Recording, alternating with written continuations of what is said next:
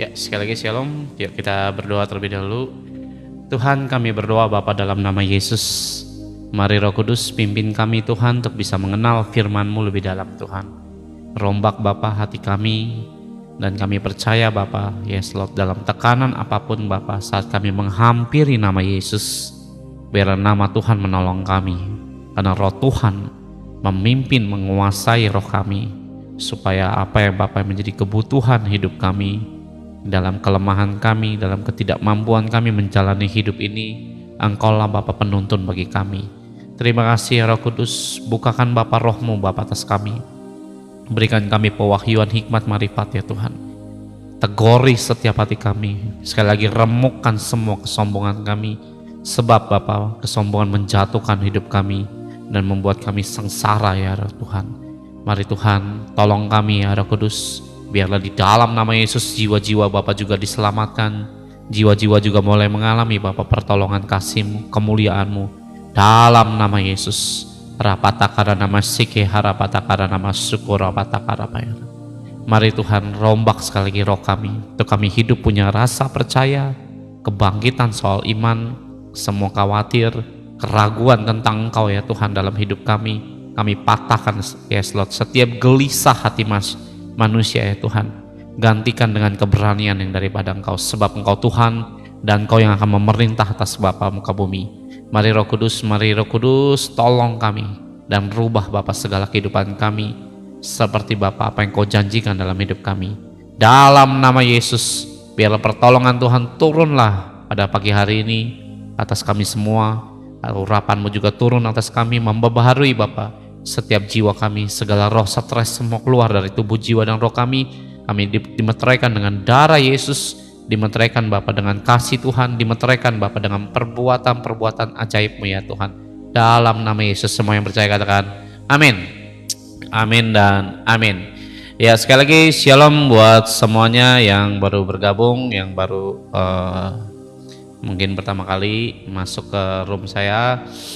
Ya, sebelum saya masuk dalam firman-Nya, saya juga sedikit highlight khotbah yang sudah saya sampaikan di hari Jumat ya. Hari Jumat saya menyampaikan tentang bangunan rohani saudara harus terbangun ya. Karena ada banyak dasar iman kita ini sudah ditetapkan oleh karena nama Yesus ya. Saudara percaya pada Yesus, amin saudara. Nah, saat saudara namanya percaya pada Yesus, ada dasar yang dimana saudara sudah miliki.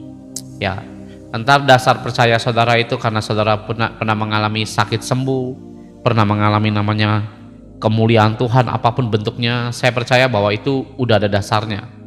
Nah, dasar ini saudara jangan biarkan itu terlalu lama, karena ada tugas yang dimana saudara harus hidupi hal-hal yang baru. Apa Pak? Yaitu namanya membangun bangunan rohani saudara. Nah, bangunan rohani ini tidaklah mudah saudara. Nah, dasarnya Yesus sudah memberikan. Tapi bagaimana upaya saudara sebagai orang Kristen, sebagai orang percaya, ingin membangun namanya tembok, pintu, mungkin ya kalau secara physically kita melihatnya seperti itu. Namun secara dunia roh juga ada hal yang saudara harus membangunnya.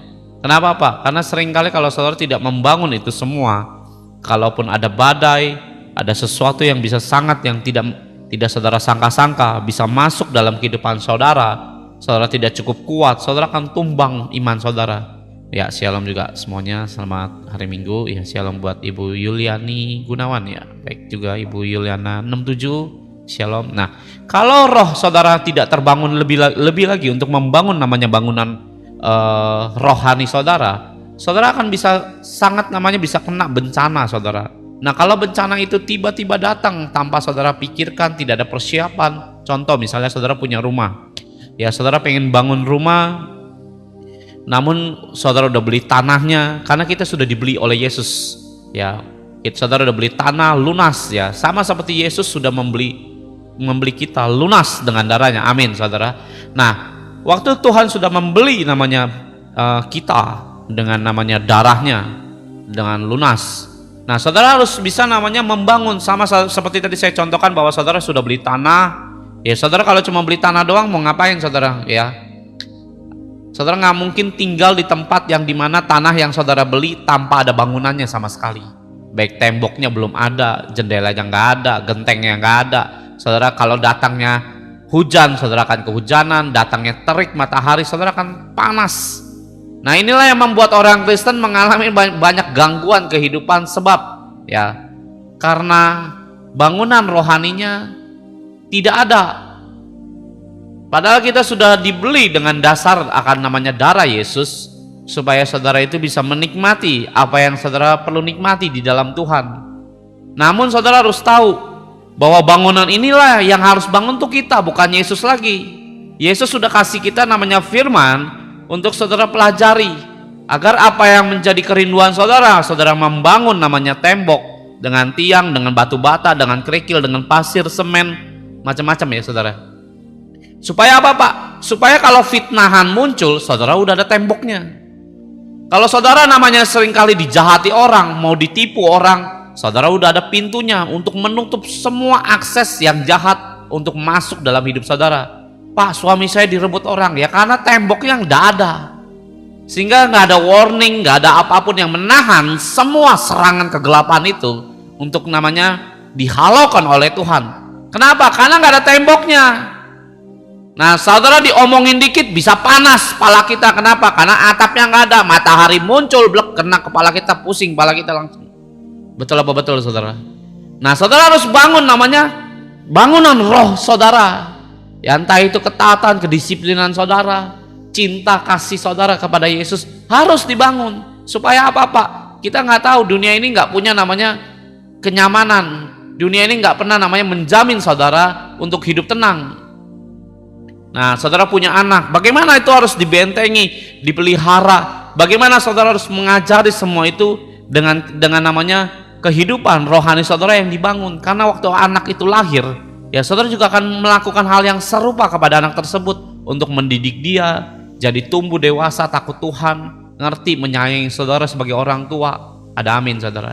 Nah, inilah yang Tuhan mau. Kenapa banyak orang tidak menyadari bahwa kekristenan dibaptis selesai, udah masa bodoh dengan kerohanian, sehingga bangunan rohaninya tidak benar-benar terbangun, sehingga akan namanya tawaran iblis lewat berbagai hal dalam kehidupan kita yang kita kadang-kadang kurang mengerti. Ini iblis nih, ini Tuhan atau iblis, teman model iblis, apa memang teman kayak teman yang dari Tuhan. Kita kan nggak bisa bedain. Nah, hanya Tuhan yang bisa membedakan akan apa namanya situasi di dalam kehidupan dunia ini. Nah, Tuhan menitipkan rohnya terhadap kita, yaitu apa? Bait Allah. Bait Allah ini ada pada kita. Nah, saudara harus bangun sampai setinggi mungkin, sampai Tuhan apapun yang Tuhan mau dalam hidup saudara, sampai saudara berbalik pulang menikmati karunia Tuhan. Amin saudara. Nah, di dalam 1 Korintus pasal 3 itu ayat yang ke-14, nah masing-masing akan kepercayaannya kepada Tuhan akan namanya diuji dengan api. Ya, dan saudara harus lolos. Karena kalau saudara punya kehidupan yang murni, yang punya kasihnya tiada tara untuk Tuhan saudara, ya saya percaya apapun tantangannya, atau kadang-kadang ada orang bisa namanya, ayo pindah kepercayaan demi jabatan, demi pasangan hidup, demi uang, macam-macam. Ya, kalau saudara nanti punya dasar dan roh saudara terbangun dengan kuat, tawaran yang model kayak begitu saudara akan mentahkan dengan tanpa berpikir sekalipun. Karena apa? Itu jelas meninggalkan Tuhan adalah celaka buat kita sebagai manusia. Nah, kalau saudara punya dasar sudah ada, yaitu bernama Yesus, ya bangunan itu kamu yang harus dirikan, dibantu oleh Roh Kudus. Karena Roh Kudus itu tidak akan membangun bait Allah, tapi Roh Kudus akan menuntun, menasehati, menghibur kalau saudara udah kecapean, kelelahan. Nah, seringkali kita kelelahan, kecapean dalam hidup kita ini mengatasi masalah, tidak ada penghibur. Padahal Roh Kudus itu diutus oleh Allah Bapa dalam nama Yesus untuk ngapain? Satu di antaranya selain menuntun adalah menghibur kita dalam keadaan kita udah letih. Tuhan butuh bagaimana Engkau menghibur hatiku ini yang sudah letih. Yang saya berdoa saudara, waktu diuji dengan api, ya tetap murni seperti emas dan didapati kesukaan di hadapan Tuhan. Amin. Nah, saya berdoa saudara harus tahu bahwa bangunan rohani saudara itu harus diciptakan oleh diri saudara sendiri masing-masing. Nah, bagaimana upaya saudara membangun itu semua? Minta Roh Kudus tuntun. Karena tanpa Roh Kudus tuntun, kita tidak akan mengerti bagaimana membangun sesuai dengan apa yang Tuhan kehendaki. Nah, saya berdoa, mintalah Tuhan itu pimpin sampai saudara mengingini, iya ya, Mungkin selama ini saya kena begitu banyak masalah karena bangunan rohaniku tidak ada. Apalagi kalau banyak angin, ya saudara bisa masuk angin, sakit perut dan macam-macam. Itu cuma perumpamaan. Nah, hari ini saya nggak bahas tentang bangunan rohani, saya hanya mau bahas tentang namanya batas. Apa itu batas? Saudara bisa buka dalam 1 Samuel pasal yang ke-17. Ya, bicara tentang Goliat. Ya, saya nggak bahas Goliatnya, ya mungkin ada masuk ke Goliatnya sedikit aja, tapi saya pagi hari ini akan bahas tentang yang rasanya ini juga belum pernah saya khotbahin ya. Ayat yang ayat yang ke-1 ya, ayat yang pertama pasal 17 ayat yang pertama ya, 1 Samuel pasal 17 ayat yang pertama ya. Orang Filistin mengumpulkan tentaranya untuk apa? Bertarung. Mereka berkumpul di Soko yang di tanah Yehuda dan berkemah antara Soko Azeka di Efes Damim. Saul dan orang-orangnya Israel juga berkumpul dan berkemah di lembah Tarbantin.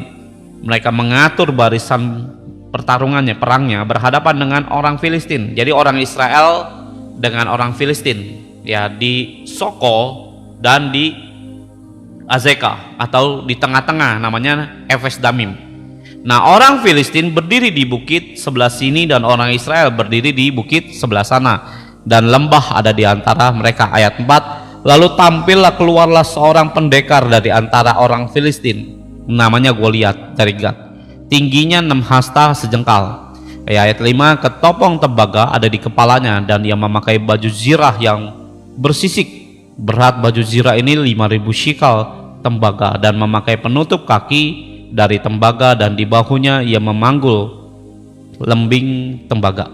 Ya, di sini ada kata namanya Efes Damim. Nah, saya mempelajari satu kata kota ini atau area ini yang namanya Efes Damim. Efes Damim itu adalah batas pertumpahan darah atau perbatasan darah. Yang saya mau sampaikan begini saudara, batas ini tidak boleh dilewati dari orang Israel ataupun dari orang Filistin. Herannya orang Filistin lewatin, bahkan dia masuk, berani menginjak batas itu.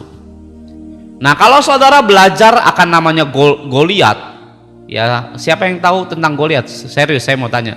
Ya mungkin kalau pertanyaan kok konyol begini Pak, enggak, pertanyaan saya serius. Siapa yang di sini pernah dengar tentang Goliat, saudara? Serius, saudara ya. Siapa yang di sini yang pernah diceritakan tentang Goliat? Yang saudara pernah dengar? Yuk, bisa bantu saya? Saya Pak, pernah dengar Pak, gitu ya. Apa hubungannya Pak dengan khotbah pagi hari ini? Oh, sangat penting menurut saya. Saat saudara dengar, ini nggak ada yang pernah dengar ya Pak. Ini cuma dengarnya gosip aja. Ayo, ada yang pernah dengar? Serius, saya mau tanya. Ada yang pernah dengar tentang Goliat? Nah, Goliat itu dikalahkan oleh Daud ya. Ya, saya tahu ya, betul ya. Nah, ini kalau ditanya jawab saudara, jangan diam, karena ini penting buat saya. Ya, yang lain nggak pernah dengar ya, dengarnya cuma gosip Pak di rumah. Dengerin saudara, Goliat pernah dikalahkan oleh Daud. Ya, kenapa Daud bisa mengalahkan Goliat? Nah, selain saudara akan berpikir Tuhan Pak penolong, ya, tapi ada hal-hal yang saudara perlu pahami. Menurut saya ada hal-hal yang saudara nggak pernah dengar. Nah, ini yang saya mau bahas. Nah, Efes Damim ini adalah tempat di mana Goliat tuh mati. Kenapa Pak? Dia matinya harus di tempat itu. Nah, Yesus juga pernah berkata, dia harus lahir di Yerusalem. Dia di Bethlehem dia lahir. Dia akan mati di tempat yang sama atau di kota yang sama, di mana di Yerusalem. Nah, yang saya mau sampaikan gini saudara, Yesus nggak akan pernah namanya mati keluar dari Yerusalem. Kalau keluar dari Yerusalem, ya sesat itu, karena nubuatannya memang harus di Yerusalem. Nah, Efes Damim adalah pertumpahan darah di sana, atau perbatasan darah. Kita ditebus oleh darah Yesus untuk namanya menerima pengampunan Tuhan.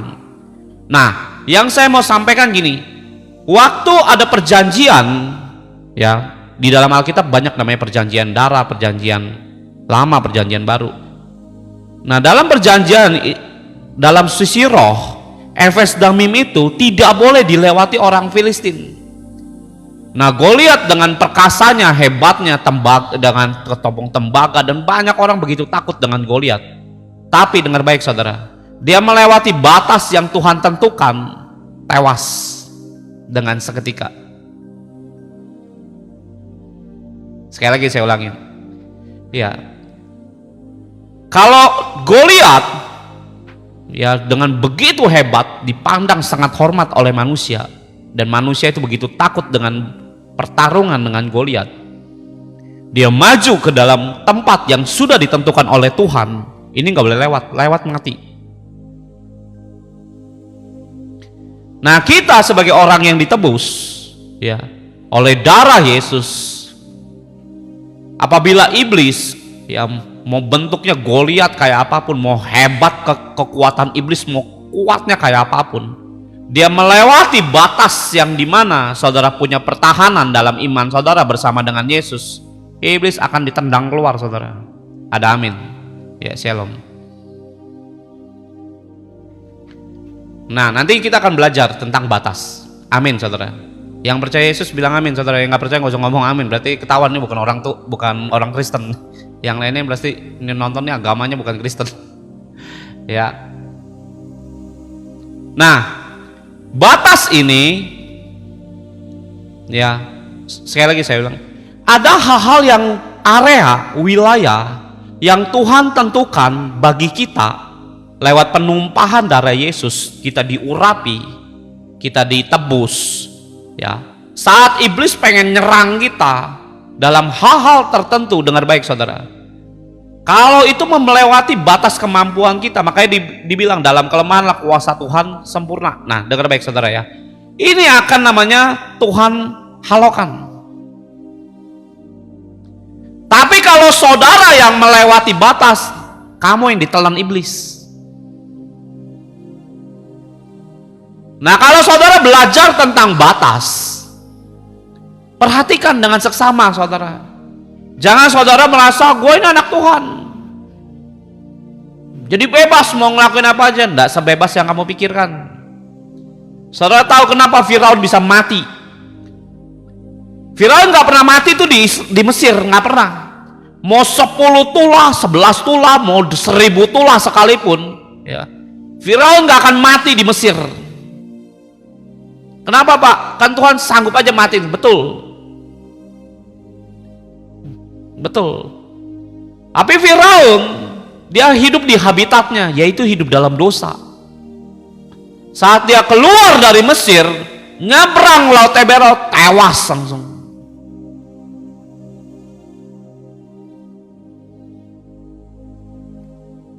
Nah, kita ada darah Tuhan diteteskan dalam hidup saudara. Ada perjanjian kita dengan Tuhan. Amin saudara. Nah, kalau saudara lewati batas perjanjian ini, kamu yang mati justru. Kamu yang akan sengsara. Kamu akan mengalami hal-hal yang sangat mengerikan. Karena apa? Di luar Tuhan nggak ada keselamatan. Di luar Tuhan gelap. Di luar Tuhan kematian. Nah, waktu namanya Firaun berada di Mesir, dia bisa melakukan banyak kejahatan terhadap orang Israel. Kenapa dia nggak mati? Memang habitatnya dia. Itu yang pertama. Dan Tuhan nggak bisa melakukan, bukan Tuhan nggak mampu ya. Tuhan nggak mau melanggar janjinya. Nah, sehingga waktu dia keluar dari Mesir, masuk Laut Teberau, ini batas lu nih, lewat tewas. Dan terbukti dia coba ngikutin orang Israel yang pengen bertobat. Ya, dia ingin namanya ngikutin orang Israel yang mau mengalami namanya Tuhan, mau namanya hidup dalam perjanjian atau janji Allah tentang tanah Kanaan. Dia coba ikutin dengan hati yang sangat jahat, dengan hati yang busuk, dengan hati yang gelap, tewas seketika saat dia melewati batas. Nah, begitu juga bagi orang Kristen. Saudara mau ditebus Tuhan dengan darah Tuhan, kamu lewati batas kekudusanmu, kamu yang sengsara. Kenapa? Iblis. Ya ingat, ada batas Tuhan, ada batas. Kamu lewatin, tembus dalam kekudusan, kamu berzina, pikiranmu ngaco-ngaco, lewat, belas begitu, iblis yang akan merusak hidup saudara. Syukur-syukur nggak mati. Kalau saya bilang, saya pengen ditolong Tuhan, balik dulu. Balik dulu. Keberadaanmu nggak di dalam lindungan Tuhan. Makanya orang kalau saudara pernah dengar khotbah saya tentang tudung Tuhan, kamu keluar dari tudung Tuhan. Ruth dan Naomi, saya pernah khotbah itu. Naomi keluar dari tudung Tuhan, mati anak-anaknya.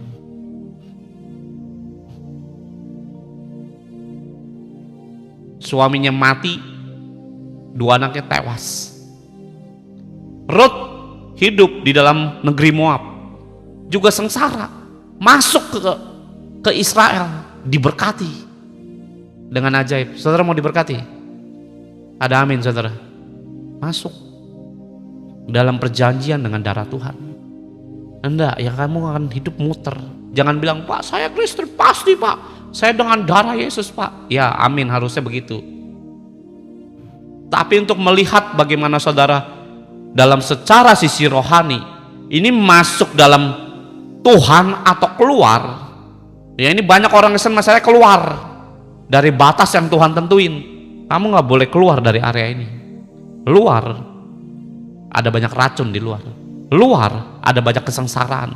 Luar dari dalam tangan Tuhan, kamu akan melihat justru bukan janji Tuhan, malah sebaliknya. Saya berdoa saudara harus tahu, kalau Tuhan menentukan, ayo hidupmu itu batasi dengan firman Tuhan. Kenapa sih kita disuruh baca firman Tuhan? Emang Tuhan kurang kerjaan apa? Supaya kita ini memfilter hidup kita, mana batas Tuhan yang boleh disentuh, mana yang tidak. Nah sehingga banyak orang itu nggak tahu mana batas Tuhan, mana batas setan, mana yang boleh disentuh, mana yang tidak. Sehingga banyak orang bilang rokok boleh, minum boleh, lewatin. Batas itu sakit-sakitan.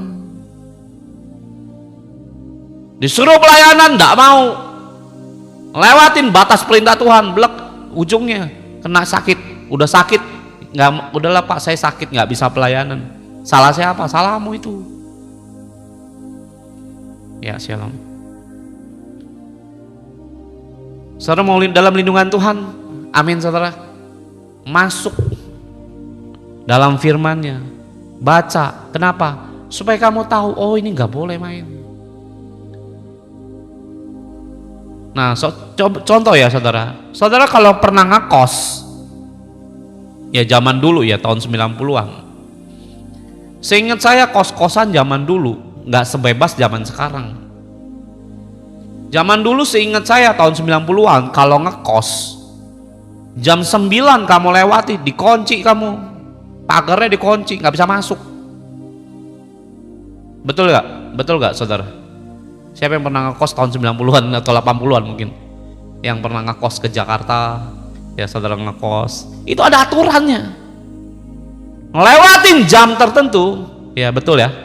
Seingat saya sih nggak pernah ngekos, karena kebetulan rumah saya Jakarta. Tapi teman-teman saya banyak yang dari luar kota tuh datang ke Jakarta, teman sekolah macam-macam. Ada yang ngekos segala macam, teman kerja semua itu kalau dari luar kota datang ngekos. Waktu ngekos tahun 90-an seingat saya, ya waktu itu saya juga masih kecil saudara.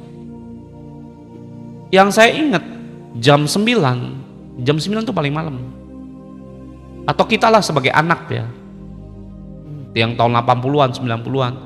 Seingat saya nih, saya dulu punya orang tua, kalau keluar main dari rumah gitu ya, jam 9 malam belum pulang, antara pintu dikunci, pulang dipukulin saudara, disabetin saudara pakai sapu lidi. Zaman itu, makanya kita hidup keras. Beda sama zaman sekarang, jam 2 pagi aja ada aja anak kecil lewat jalan, saya bingung nih orang tuanya kemana sebenarnya. Jam 2 pagi bisa aja keliaran di pinggir jalan, saya juga bingung. Umur masih 10-an sampai 15 tahunan, tapi bisa di jalanan. Nah zaman itu saya kalau lewat jam 9, wah udah ketakutan saya. Harusnya kita sebagai orang Kristen itu begitu. Kalau kamu melewati batas kekudusan Tuhan, ya harusnya kita worry loh. Kenapa? Ini kamu nggak dalam jaminan. Nah kalau lewat batas itu,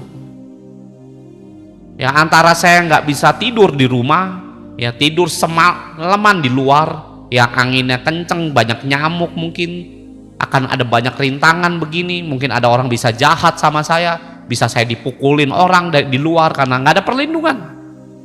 Betul ya saudara?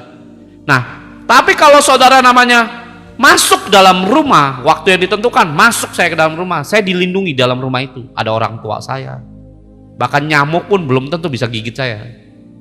Tapi kalau saya di luar dari batas ketentuan yang orang tua saya atur dalam hidup saya melewati itu semua, saya tidak akan dapat perlindungan. Inilah kenapa orang Kristen perlu belajar. Kamu melewati batas yang Tuhan tentukan, tidak ada jaminan. Begitu juga iblis. Saudara udah sungguh-sungguh dengan Tuhan, pas saya ditipu pak, bangkrut. Saudara bilang, Tuhan tolong aku. Saya percaya saudara akan ditolong Tuhan dengan sangat cepat. Ada amin saudara. Tapi kalau saudara keluar dari batas ini, Tuhan bilang, lu yang lewatin. Nah ini bahaya buat kita sebagai orang percaya. Ingat saudara, kalau ikan keluar dari air, batas habitatnya dia akan kelepek-kelepek. Dia nggak langsung mati, tapi dia sengsara.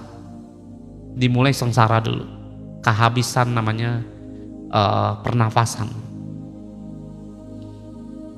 Dia akan menderita dia di pasir atau di daratan dengan sekian jam, baru dia akan mati. Pesawat kalau terbang terlalu tinggi melewati batas atmosfer, dia akan terbakar dan hancur di atas, bahkan bisa meledak. Kalau saudara berenang masuk ke dalam dengan batas kedalaman tertentu, kita nggak bisa masuk lagi ke dalam, dan saudara paksa, telingamu akan pecah, akan keluar darah, budek dan tekanan di paru-paru, masuk ke jantung dan mati ke dalam, tenggelam sampai tidak akan pernah muncul kembali. Nah manusia, kenapa ada hal yang saya sejujurnya saya nggak mengerti tentang Tuhan, yaitu Tuhan kenapa nggak berkati anak-anakmu dengan cepat. Nah Tuhan ngajari saya ini, saya berdoa saudara pelajari ini. Ya, setiap kita punya batas tertentu.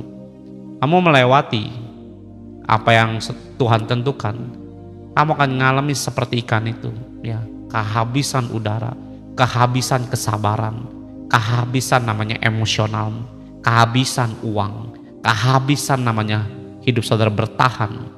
Ya, kalau saudara nggak buru-buru kembali kepada habitatmu bersama dengan Tuhan, kamu akan mati tergeletak begitu aja. Amin saudara. Yang percaya katakan amin saudara. Saudara harus kembali sama Tuhan. Kalau nggak mati, kamu akan tewas dengan pergumulanmu sendiri. Kamu akan stres. Kalau udah stres, muncul sebuah suara, udah bunuh diri aja. Mati saudara yang ada. Nah kenapa saya bilang Tuhan kenapa nggak berkati aja? Dan Tuhan ngajari saya bagus sekali menurut saya. Manusia kalau dikasih berkat, ya, tapi kalau saudara nggak ngerti batasanmu memakai namanya berkat Tuhan, tanpa kebijaksanaan dan pengertian tentang Tuhan, kamu akan hidup pakai berkat Tuhan dengan liar, dan itu akan mematikan hidupmu sendiri. Ingat saudara, di dalam 1 Petrus pasal 5 ayat yang ke-7, ya, iblis bagaikan singa yang mengaum-ngaum. Ngapain? Cari mangsa. Cari mangsa yang bagaimana pak? Ngelewatin batas perintah Tuhan. Tuhan bilang jangan keluar dari pelayanan. Kamu keluar batas itu, lihat akibatnya.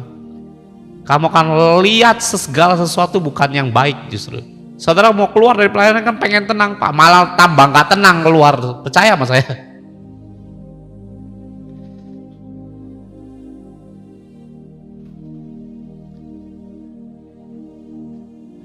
Nah ini yang dimana Goliat melewati batas itu. Nah Goliat yang lewatin masuk ke Efes Damim, blek gitu. Ini batas Israel. Macam-macam lawannya bukan Daud. Makanya Daud bilang, kau mendatangi aku dengan senjata, aku akan mendatangimu dengan nama siapa? Nama Tuhan Allah semesta alam. Yang dia lawan bukan Daud. yang dia lawan? Tuhan. Kalau saudara udah namanya sabar dalam rumah tangga, ya, dalam pekerjaan, saudara udah sabar, ya. Dia terus paksa kamu, ya, menyakiti hati saudara terus menerus, tapi saudara nggak nyautin, saudara nggak lawan, yang akan jadi lawan musuhmu, ya, musuhmu akan melawan bukan dirimu. Siapa? Tuhan. Apa? Lu ngelewatin batas kekuatan anakku, tak sikat, saudara. Nah, beberapa orang akan tumbang, saudara, kalau lawannya Tuhan. Kalau lawannya kita, dia nggak kenapa-napa, kita mulu yang tersakiti, saudara.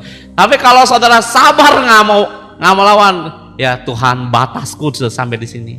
Ngelewatin, berat, Tuhan yang bertindak, jebret, mungkin digaplokin sama Tuhan. Amin, saudara. Ya, yang percaya katakan amin, saudara. Nah, makanya kadang-kadang saya bilang sama ibu-ibu, ya, ada orang ibu-ibu, Kak, suami saya begini, Pak. Sabar, Bu. Nggak usah ngomong begini, nggak usah ngomong gitu. Udah tenang aja. Dia melewati batas apa yang menjadi proteksimu, saya bilang. Dia akan berhadapan dengan Tuhan. Amin, saudara. Bukan dirimu lagi. Kalau lawan dirimu, kamu yang dibejek sama dia, ditampolin kamu mati, saya bilang. Dipukulin kamu tergeletak. Nah, makanya beberapa orang-orang, hati-hati, saudara, ya. Jangan pernah menyakiti orang-orang itu yang diurapi Tuhan. Lawanmu bukan dia, Tuhan sendiri nanti yang akan menjadi lawan saudara. Itulah kenapa Tuhan bilang jangan menyentuh hambaku yang diurapi. Kenapa? Lawanmu dia nanti, bukan hambanya lagi. Nah, saya berdoa kita paham ini batas saudara di mana. Kalau Tuhan bilang misalnya dalam hidup saudara, ayo layani aku, ya layani, jangan keluar melewati batas yang Tuhan udah tentuin. Loh, kenapa? Karena di situ kamu aman. Sengsara, Pak. Itu kan katamu sengsara. Di luar lebih sengsara. Di luar Tuhan lebih sengsara, percayalah.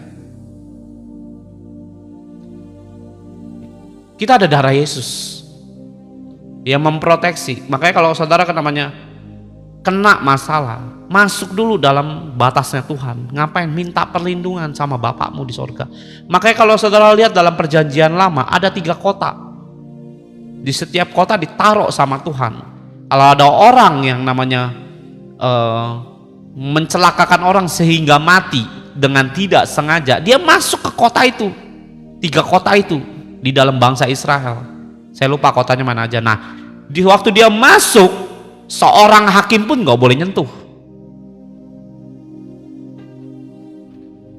Raja pun nggak boleh nyentuh dia. Dia akan aman di situ.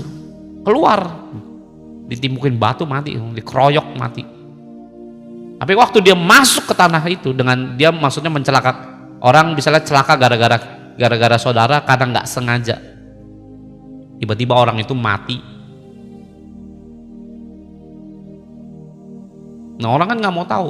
Coba kalau di jalan, saudara lagi berkendara, ketabrak motor, nggak sengaja, wah, dikejar mobil kita lari, maksudnya bukan lari, minta perlindungan sebenarnya, karena kita udah ketakutan, ya, ngelihat masyarakat udah kumpul pengen gebukin kita segala macam, kita awal lari.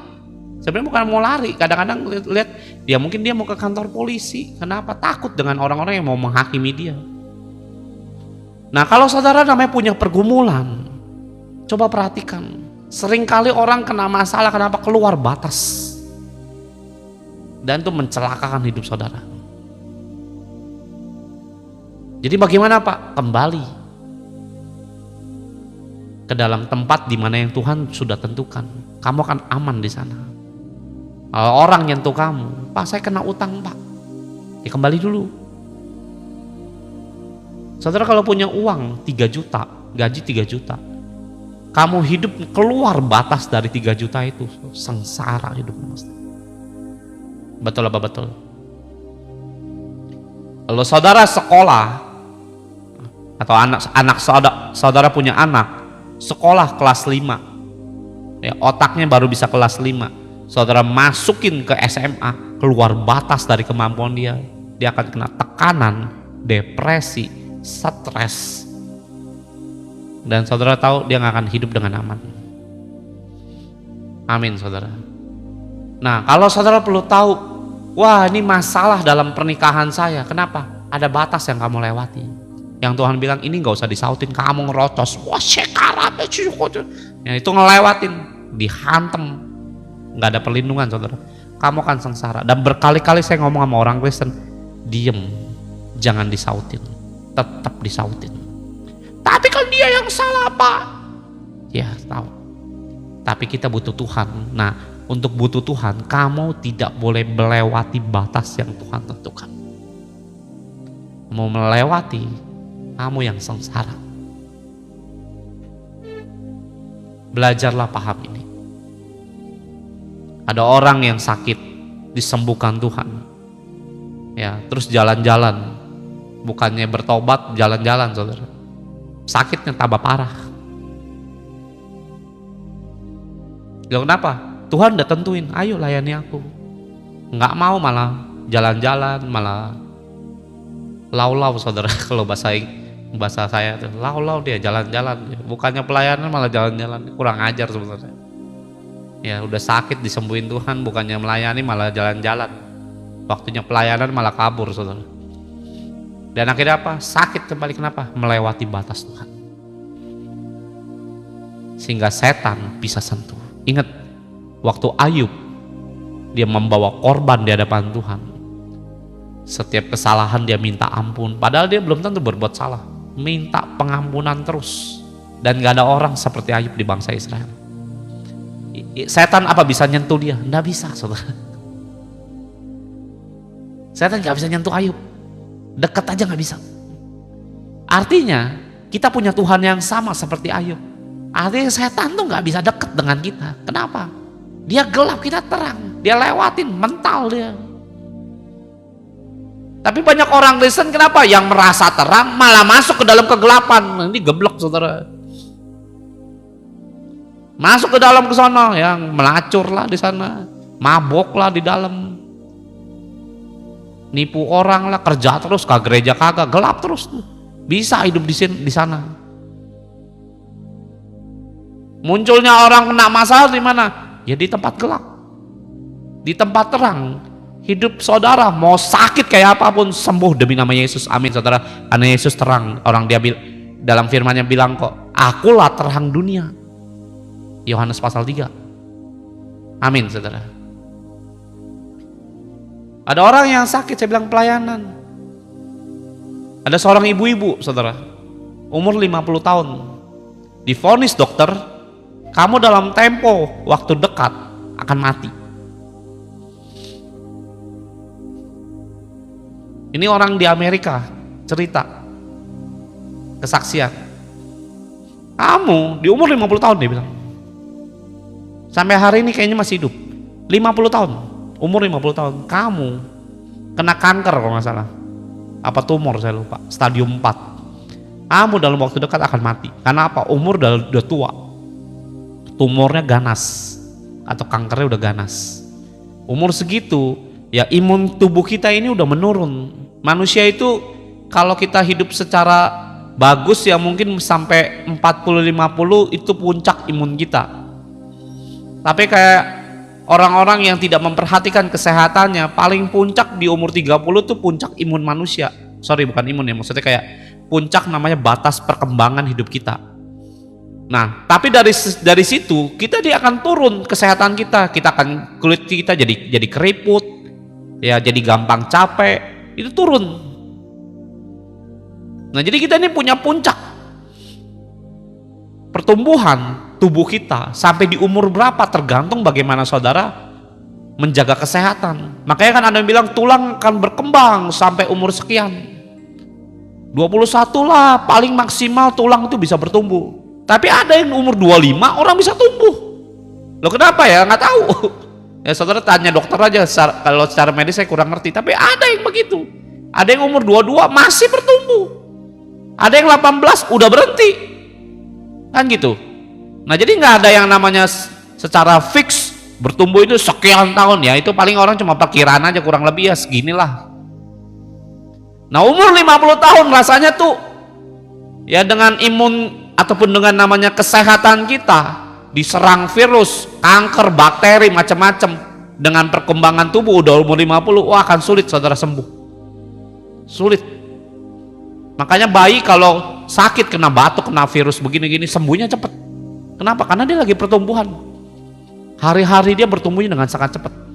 Kalau orang udah 50 itu mah cenderungnya mati, saudara. Kena penyakit parah pasti mati. Nah, dia divonis stadium 4. Dokter bilang kamu akan mati dalam sekian bulan. 2 bulan lah paling lama mati kamu. Ya jadi sebelum mati ya kamu nikmati hidupmu lah selama 2 bulan ini. Apa yang dia lakukan, saudara? Dia cari orang sakit, dia masuk rumah sakit, dia doain orang sakit di Amerika. Dia cari orang kanker seperti dia kanker, saudara. Dia cariin, dia doain sampai umur 90 tahun masih hidup. Ada amin, saudara. Sampai 90 tahun. Saudara yang belum tentu kena vonis kanker, umurmu bisa sampai 90 tahun. Oh iya, betul apa betul? Saya yang nggak kena penyakit kanker gitu ya. Stadium 1 pun enggak. Belum tentu umur saya sampai 90 tahun, saudara. Lihat keajaiban Tuhan. Maksud saya gini, dalam terang Tuhan, mau sakitmu separah apapun, keselamatanmu tuh bisa di dalam terang Tuhan. Tapi cara mikirnya itu loh, jangan mikir, aduh gue sakit, aduh gue sakit, waduh. Nah itu membatasi pekerjaan Tuhan dalam hidup saudara sendiri. Nah saya berdoa, saudara, buang tuh batas itu semua. Kalau misalnya memang ini nggak perlu dipikirin, terus jalan sama Tuhan. Hidup bersama Yesus, mati adalah keuntungan, saudara. Amin. Tapi nggak banyak orang melakukan itu. Nah itu sayangnya. Kenapa? Imannya kurang strong. Nah, Goliat melewati batas itu.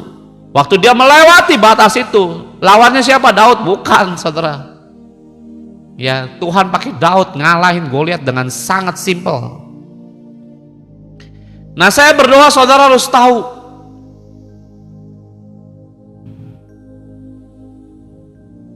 penyakitmu itu bukan halangan. Kalau kamu udah di dalam Tuhan, lakukan aja apapun yang diminta Tuhan.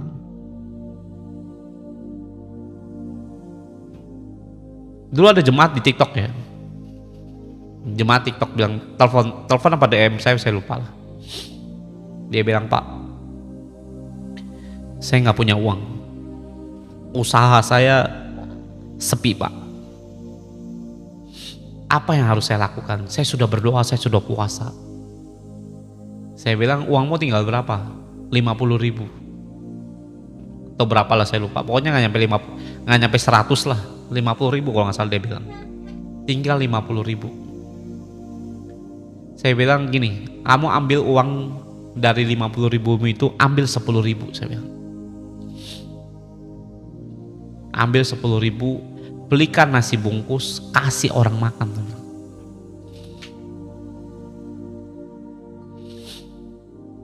Habis dia lakuin begitu, diberkati, usahanya diberkati. Loh kenapa? Karena kamu harus kembali ke dalam dulu. Ke dalam itu apa? Perintah Tuhan apa? Kita memberkati orang, bukan nungguin berkat Tuhan. Masalahnya banyak orang sengsara, ngapain? Udah sengsara nggak buru-buru masuk dalam perintah Tuhan, ngapain diem aja nungguin Tuhan, kapan Tuhan tolong. Nah ini jadi masalah.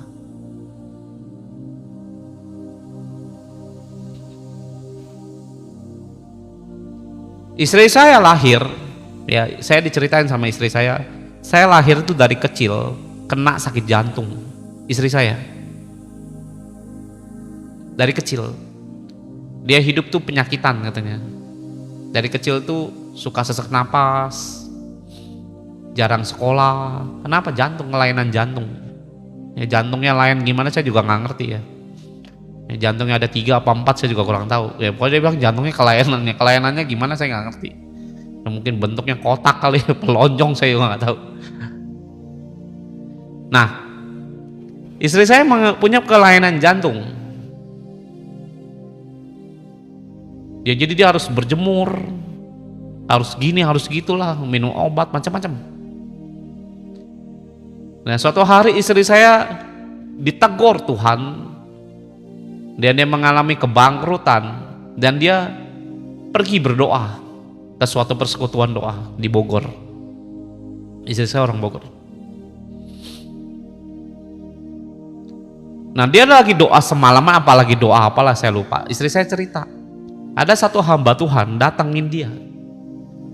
Setelah habis doa itu, Ditanya, kamu ngerasain apa tadi waktu doa? Dia bilang.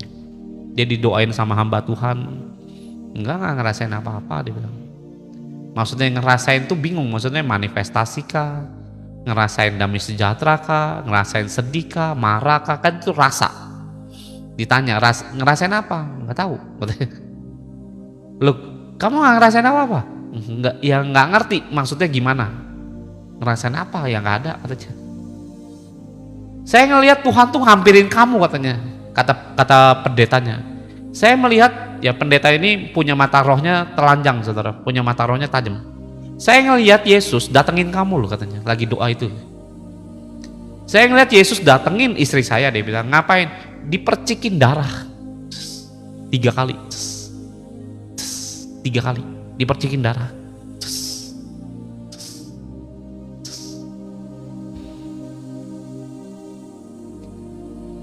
Baru istri saya inget, oh pantes, dia bilang, kata istri saya. Kenapa? Ngerasain apa? Di jantung saya tiba-tiba kayak blek blek 3 kali.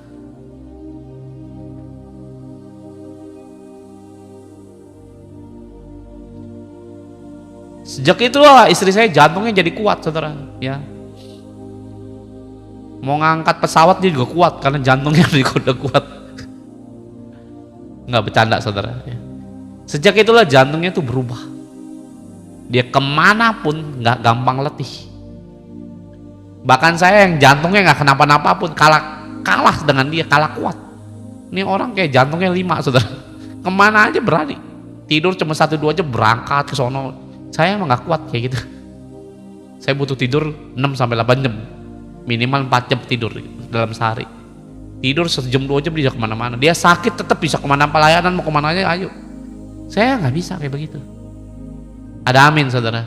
Nah, kalau kamu masuk dalam batasnya Tuhan, ingat ada darah Yesus yang akan jamin kita kesehatan, apalagi cuma ekonomi saudara, baik juga keluarga saudara. Nah, tapi kalau saudara sebaliknya luar dari batas itu, ingat tidak ada perlindungan Tuhan. Walaupun Tuhan itu punya namanya alam semesta, tapi kalau saudara langgar akan namanya batas-batas yang Tuhan tentukan dalam hidup saudara, saudara bukan namanya dapat perlindungan, justru celaka, saudara. Saya berdoa saudara harus tahu, baca ini firman, buat apa? Kita ngerti, oh ini tidak boleh saya lewatin. Kenapa? Batas ini akan melanggar dan mendukakan Tuhan. Kalau saya keluar dari batas ini, seperti ikan keluar dari air, masuk ke daratan, ngapain? Mengap-mengap, saudara.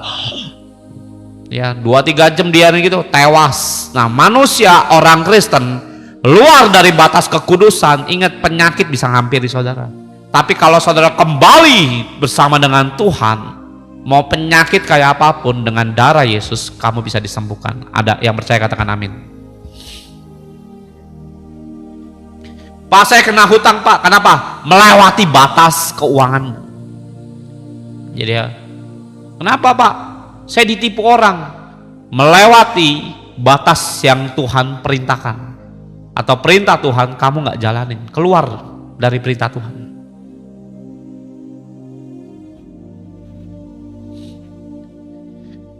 Ya, jadi jangan saudara berpikir bahwa saya ini orang Kristen percaya pada Yesus. Tidak sebebas yang kamu pikirin loh, ada batas.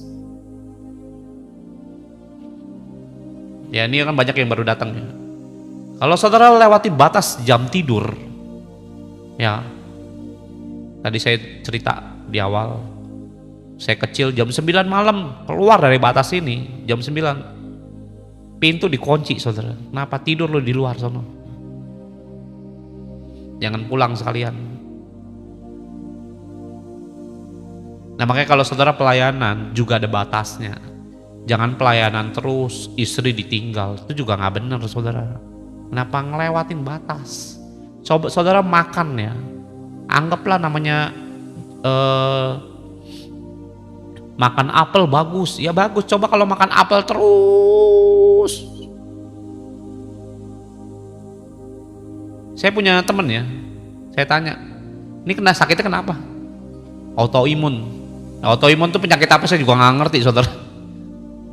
Autoimun itu penyakit apa? Maksudnya imunnya otomatis bagaimana? Saya nggak ngerti. Autoimun itu apa? Saya juga nggak tahu. autoimun. Terus gejalanya apa? Sering kelemar begitu saudara, lemas langsung. Terus badan tuh sakit semua katanya. Ya beberapa orang autoimun tuh reaksinya beda-beda, nggak selalu sama. Ya kalau orang batuk kan reaksinya sama tuh ya. Ya itu batuk udah ketahuan reaksinya begitu. Ya tenggorokan gatel. Autoimun tuh beda-beda. Ada yang kena di ginjal, paru-paru, jantung, kesehatannya macam-macam. Terus saya tanya, kok bisa autoimun? Dan saudara tahu kenapa? Kebanyakan makan vitamin.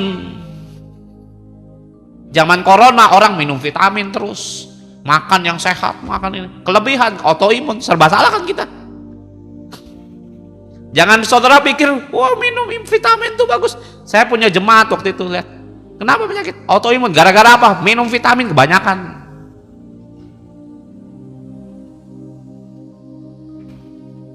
Melewati batas, malah penyakit, bukan sehat.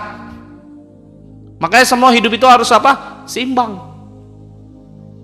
Saudara namanya doa terus, nggak kerja-kerja, sama miskin. Kalau dihina orang jangan marah, saudara. Nah, Goliat kalah karena apa? Memang kita akan dengar namanya Daud. Tapi ada satu hal yang saudara harus tahu. Goliat lewatin batas yang Allah Israel tentukan.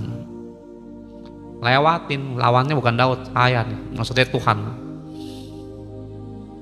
Nah kalau saudara perlu tahu, saudara dalam rumah tangga, dalam bisnis, ditipu saya Tuhan, ini orang keterlaluan Tuhan nipunya. Ya saudara berdoa di hadapan Tuhan, lawan dia bukan kamu, Tuhanmu. Tuhanmu turun tangan, sebentar itu selesai. Saya seringkali dihina orang, saudara. Saya seringkali difitnah orang, dihianatin orang. Saya ngeliat istri saya waktu dihianatin orang, namanya dihina-hina, dia seringkali nggak mau lawan, dapat diem aja dia. Kalau saya beberapa ngomong ya sama orang-orang saya waktu itu, saya bilang gini, istri saya nggak tahu, cuman saya pernah ngomong begini. Saya bukan bela istri saya, tapi saya ngelihat ini saya sendiri pun kena, saya sendiri suaminya aja kena. Saya bilang sama seseorang lah, saya bilang, lu hina gue, saya bilang, nggak masalah, saya bilang. Lu hina istri gue bilang. Lu hati-hati, saya bilang. Kenapa lu marah sebagai suami? Bukan, saya nggak akan marah, saya bilang. Lu hina saya bilang. Ya paling gue marah ya udah, gitu aja. Lu hina istri gue bilang. Saya bilang gitu ke seseorang lah. Itu lebih bahaya, saya bilang, ketimbang lu hina gue. Kenapa bahayanya? Dia puasa 3 hari, gue bilang, buat orang yang hina dia. Lu jangan main-main sama dia. Lu nggak percaya, coba aja. Dia sekalinya marah, itu bukan ngomel. Ngapain? Puasa. Duduk diem, puasain kamu. 3 hari 3 malam dia akan doain kamu. Istri saya, serius. Nggak percaya, coba aja. Dalam waktu tertentu saya bilang, lo akan berhadapan dengan Tuhan. Lo jangan macam-macam, saya bilang. Nggak percaya, lo coba aja, saya bilang. Ya, waktu istri saya dihina, saya ngeliat sendiri dengan mata kepala saya sendiri. Dia puasa, dia doa, tumbang musuhnya dia. Bahkan ada yang pendeta mati. Itu saya lihat dengan mata. Kalau saudara mau minta pembelaan Tuhan, masuk dalam area Tuhan. Jangan ngelewatin batas yang Tuhan tentukan. Lihat bagaimana Tuhan tolong saudara. Ada amin, saudara. Nah, kalau batas ini kamu yang hadapi, Goliat ini kamu yang hadapi, kamu yang akan diinjak Goliat. Sekali lagi saya ulangin. Ya kalau kamu ngelewatin batas yang Tuhan tentukan, kamu hadapin Goliat, Goliat akan injek Daud, bukan Daud injek Goliat.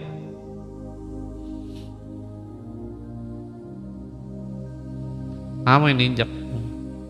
Apalagi kamu perempuan, lawan suamimu. Kuatan mana sama suamimu? Ditabok, berdarah, nangis-nangis.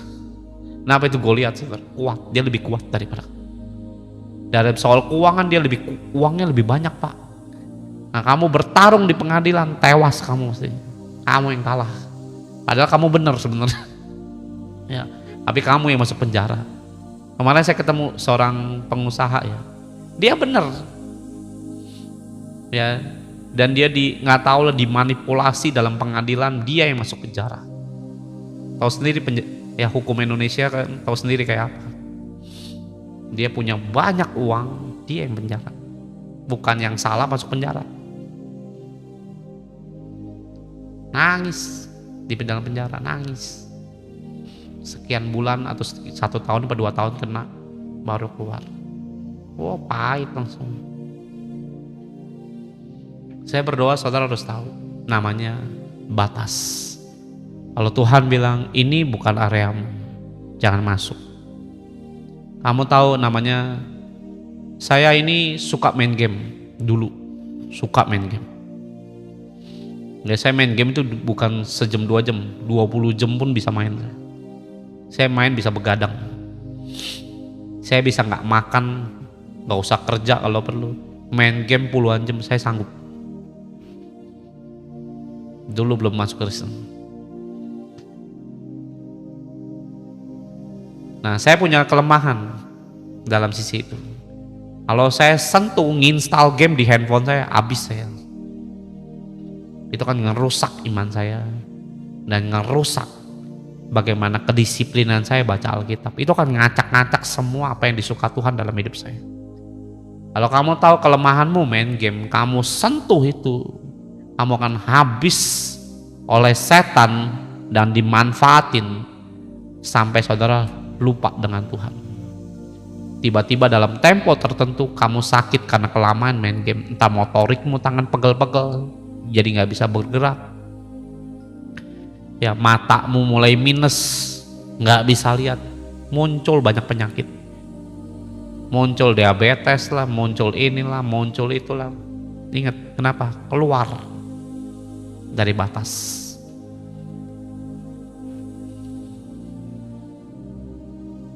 Kamu namanya tahu hidup harus kudus, selingkuh, ya, main berzina sama pacar berkali-kali, minimal kamu bangkrut, pasti itu. Ya. Kedua, kamu akan kena penyakit yang sangat amat mengerikan dan gak akan ada orang bisa tolong kamu. Saya punya teman kantor dulu, ya, punya teman kantor. Suatu hari saya diundang datang sama teman kantor saya, doain suami saya dong. Oh, ya, saya bilang, di mana rumahnya? Di Matraman, Jakarta Pusat.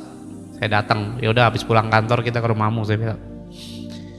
Saya datang dengan satu hamba Tuhan, dengan istri saya juga, ya dengan 2 hamba Tuhan lah, berempat kami datang ke rumah dia, doa. Waktu doa ditanya lah, kamu ini bandel ya? Lakinya sakit, saudara. Sakitnya nggak sembuh-sembuh. Enggak, saya nggak bandel, nggak mau ngaku. Kamu main judi? Enggak, nggak main judi saya. Ngerokok? Enggak. Mabok? Ditanya nih, ini pendetanya yang nanya, pendeta dari kenalan kita. Enggak, saya nggak mabok. Pasti kamu main perempuan, digituin langsung. Kamu rokok enggak? Dia bilang, enggak. Mabok? Enggak. Narkoba? Enggak. Pasti main perempuan. Digituin, diem langsung. Dan suatu ketika waktu kita penyembahan, pelepasan, muntah-muntah, jangan bangga saudara ya, pelepasan muntah-muntah, ya besok begitu lagi, enggak bertobat ya sama aja. Dan akhirnya kami pulang, saya nggak tahu penyakit dia apa. Istrinya juga, istrinya itu teman saya, tutup mulut juga. Dan yang sakit, boro-boro mau ngasih tahu, dia ngakuin dosanya aja nggak mau ngakuin, Kamu bandel ya? Enggak.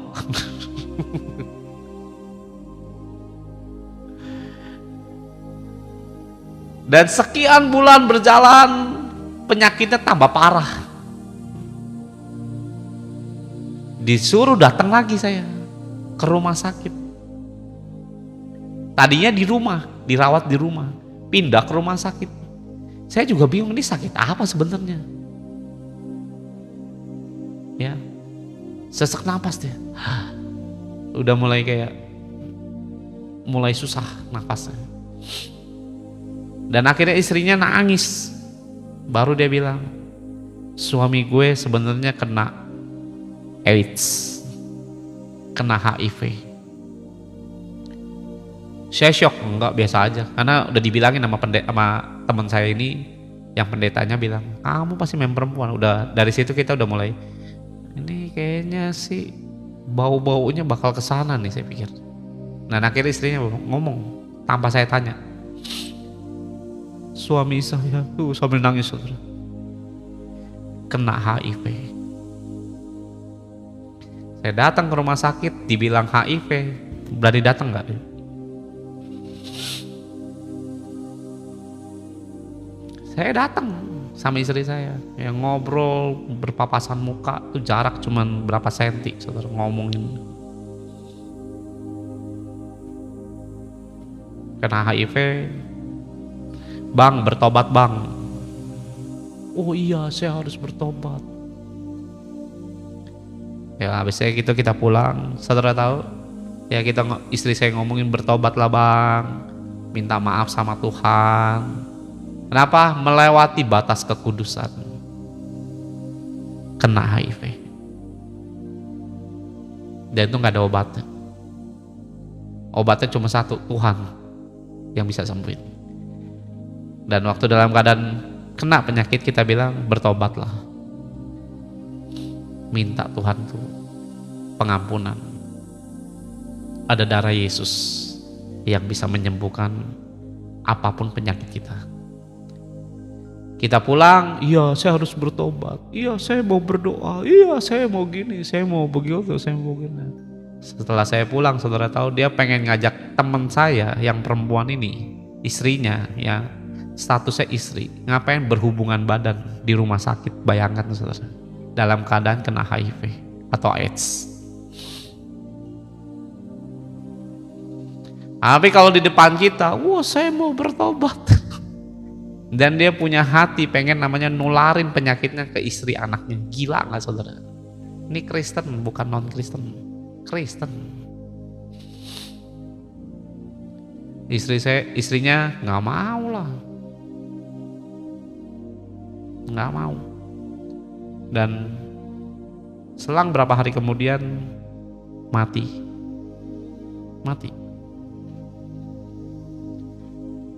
Saya mau sampaikan begini saudara. Saudara punya Yesus yang hebat luar biasa. Punya darah Yesus yang bisa menyembuhkan semua penyakit. Ya, percaya katakan amin saudara. Tapi kalau kamu keluar dari batas, dari apa yang Tuhan sudah tentukan, Tuhan saudara mau sehebat apapun, selama kamu keluar dari batas pertobatanmu, Tuhan pun gak bisa apa-apa. Sekali lagi saya ulangin, saya nggak bilang Yesus itu bukan Tuhan yang ada pengecualian, yang ini saya nggak bisa sembuhin, bukan. Yesus kita ini punya darah Yesus, punya darah yang ditumpahkan di kayu salib. Mau dosa kayak apapun bisa ditebus, mau penyakit kayak apapun bisa sembuh lewat darah Yesus. Amin saudara. Nah, lewat darah Yesus kutuk bisa dipatahkan. Lewat darah Yesus saudara bisa diselamatkan. Lewat darah Yesus banyak semua hal-hal yang negatif bisa dibalikan semudah Tuhan menjentikan jari seperti ini. Tapi kalau kamu keluar dari batas yang Tuhan mau tentuin, Yesus mau sehebat kayak apapun juga gak bisa ngapa-ngapain.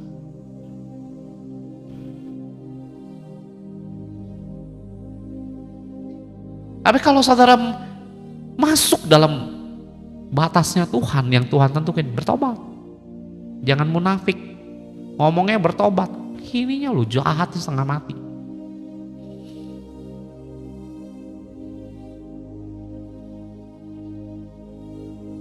Nah saudara, orang Kristen mau diselamatkan Yesus, bisa selamat, bukan nggak bisa. Tapi kalau kamu yang sendiri yang keluar seperti Firaun keluar dari Mesir, tewas. Sebenarnya tulah Tuhan kurang hebat apa? 10 tulah di Mesir, tidak ada satupun yang mati kan sebenarnya.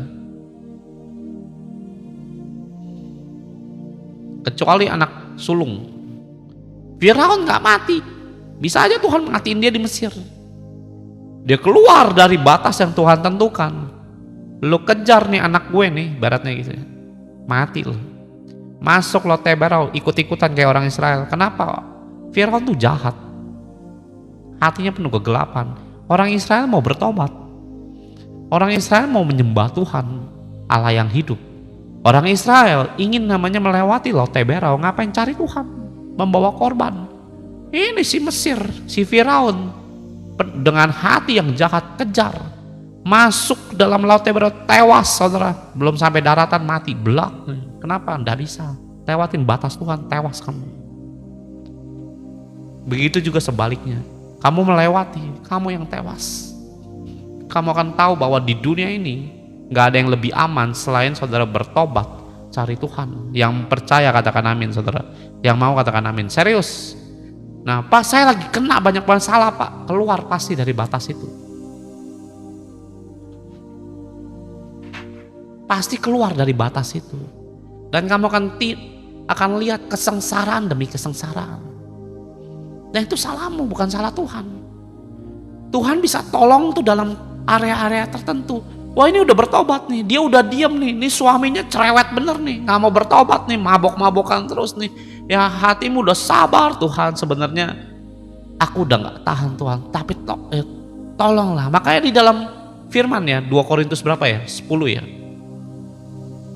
Ayat yang ke-12. Di dalam kelemahanlah kuasa Tuhan sempurna. Dalam kelemahanlah kuasa Tuhan yang kerja, bukan kamu lagi. Makanya dalam kelemahanlah, ya dalam batas yang dimana kamu udah sangat lemah, tidak bisa berbuat apa-apa lagi, tidak bisa mikir lagi, tidak ada pertimbangan lagi untuk berbuat apapun selain pasrah sama Tuhan. Ya baru Tuhan kerja. Baru Tuhan akan jadi pembela saudara. Disikat itu orang-orang yang melukai hati saudara, seperti bapak sayang dengan anaknya. Amin saudara. Makanya jangan bawel-bawel saudara. Diam aja dulu, tenang aja. Saya berkali-kali Pak dijahatin orang kayak begini. Udah diam aja dulu. Saya tahu disakitin memang gak enak. Goliat kalau saudara baca ya, coba lihat ayat. Ini saya lagi buka 1 Samuel 17 ayat yang pertama. Tadi ayat yang pertama saya baca ya sampai ayat yang kelima. Coba saudara lompat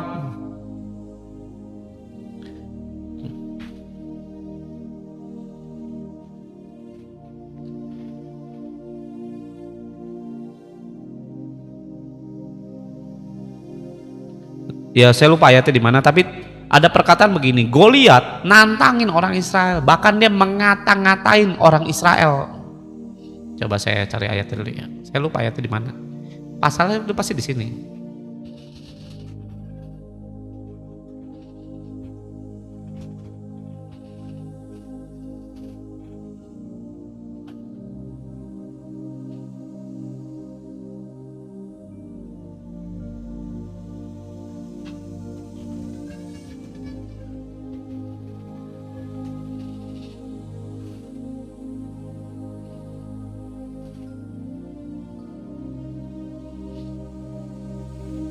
Ayatnya yang ke-16 coba.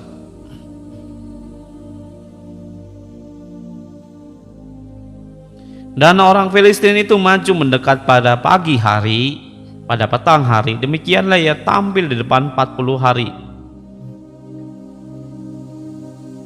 Ya tampil ke depan selama 40 hari. Dan selama 40 hari itu dia nantangin. Ayat yang ke-10 dulu. Coba ayat 10 deh. Pula kata orang Filistin itu, aku menantang hari ini barisan orang Israel, berikanlah kepadaku seorang supaya kami bertarung seorang lawan seorang ya. Dengar baik saudara ya. Selama 40 hari ya, Goliat ngapain? Ngejekin orang Israel. Mana Tuhan lo, mana orang Israel? Ya. Selama dia di batas tempat orang Filistin, dia ngoceh ngomong apapun terserah. Ya ngoceh ngatain walah. Turun dia dari lembah, masuk ke Efes Damim, mati seketika Goliat. Dengan siapa Pak? Daud? Bukan, dengan Tuhan. Karena yang ngalahin Goliat bukan Daud, Tuhan yang ngalahin. Lewat Daud. Ya, saudara boleh dikata-katain, mana hidup miskin. Lihatlah gue nih dengan Goliat. Lihat nih gue nih dengan adat istiadat gue. Ya gue sembah orang mati kaya gue. Lu ikut Yesus miskin aja. Ya dikata-katain saudara. Biarin nenek saudara. Dia lewatin batas ngata-ngatain saudara ya. Tuhan yang bertindak. Ya nggak usah panas saudara, nggak usah marah. Ya Tuhan juga dikata-katain aja. Juga dia tidak marah. Nyantai aja. Tapi kalau saudara lewat ya batas daripada yang Tuhan tentukan, dia akan mengalami kematian saudara. Ya kayak orang agama sebelah ngatain Yesus, Alkitab dikentutin, lewatin batas, tewas. Betul saudara. Ya. Nggak usah bela Yesus, biar Yesus membela namanya sendiri. Ya, karena Yesus lebih perkasa, Yesus kita adalah Allah yang hebat, juru selamat bagi umat manusia. Yang percaya katakan amin saudara. Ya jadi ada beberapa orang hina Yesus, mati saudara dengan cara yang tragis. Nggak usah pusing saudara. Nah, lihat ayat yang kedua. Saul dan orang-orang Israel juga berkumpul berkemah di lembah Tarbantin. Mereka mengatur barisan berhadapan dengan orang Filistin. Orang Filistin berdiri di bukit sebelah sini dan orang Israel berdiri di bukit sebelah sana. Dan lembah ada di antara mereka. Lalu tampillah keluarlah seorang pendekar dari tentara orang Filistin, namanya Goliat. Lompat ayat 8. Ia berdiri dan berseru kepada barisan Israel, katanya, nah ini tadi saya mau ngomong nih, saya cari ayat ini. Ya, dia berseru barisan Israel kepadanya, mengapa kamu keluar untuk mengatur barisan ya pertarungmu? Bukankah kau orang Filistin dan kamu adalah hamba Saul? Pilihlah bagimu seorang, biarlah ia turun mendapatkan daku. Dengar baik saudara.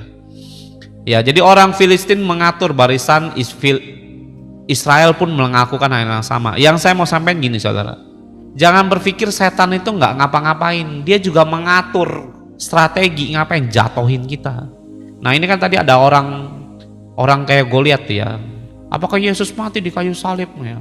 Ini modelnya ya kayak setan, dia mengatur barisan untuk ngapain, nyerang semua apa yang pun yang kita ngomongin tentang Yesus. Selalu ada orang-orang yang kayak gini. Jangan berpikir mereka itu tanpa persiapan, mereka tuh lebih siap daripada orang Kristen kadang-kadang. Kamu ladenin, habis kamu. Nah kenapa orang-orang kayak orang yang belum bertobat, kelihatannya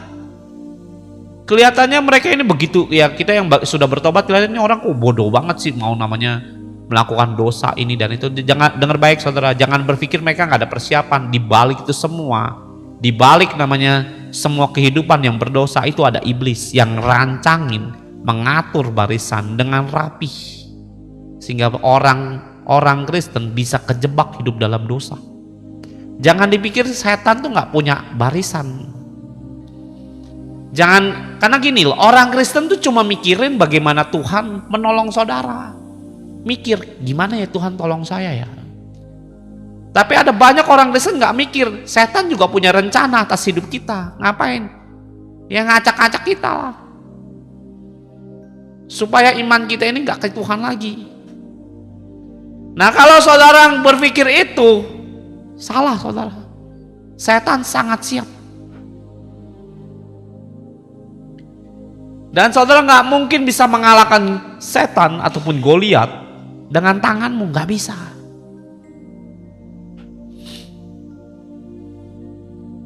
Harus dengan tangan Tuhan. Karena setan punya kuasa, kita nggak punya kuasa kalau nggak Tuhan kasih. Makanya kita perlu kuasa Tuhan. Nah kemarin Tuhan ngajarin bagus. Kita sebagai orang Kristen, ya bukan hanya main dengan namanya ketulusan. Kalau ketulusan aja, saudara akan dibodohi orang, bisa ditipu orang. Nah kita ini harus punya karunia sebagai orang Kristen. Kenapa? Buat lawan di balik itu semua barisan orang Filistin.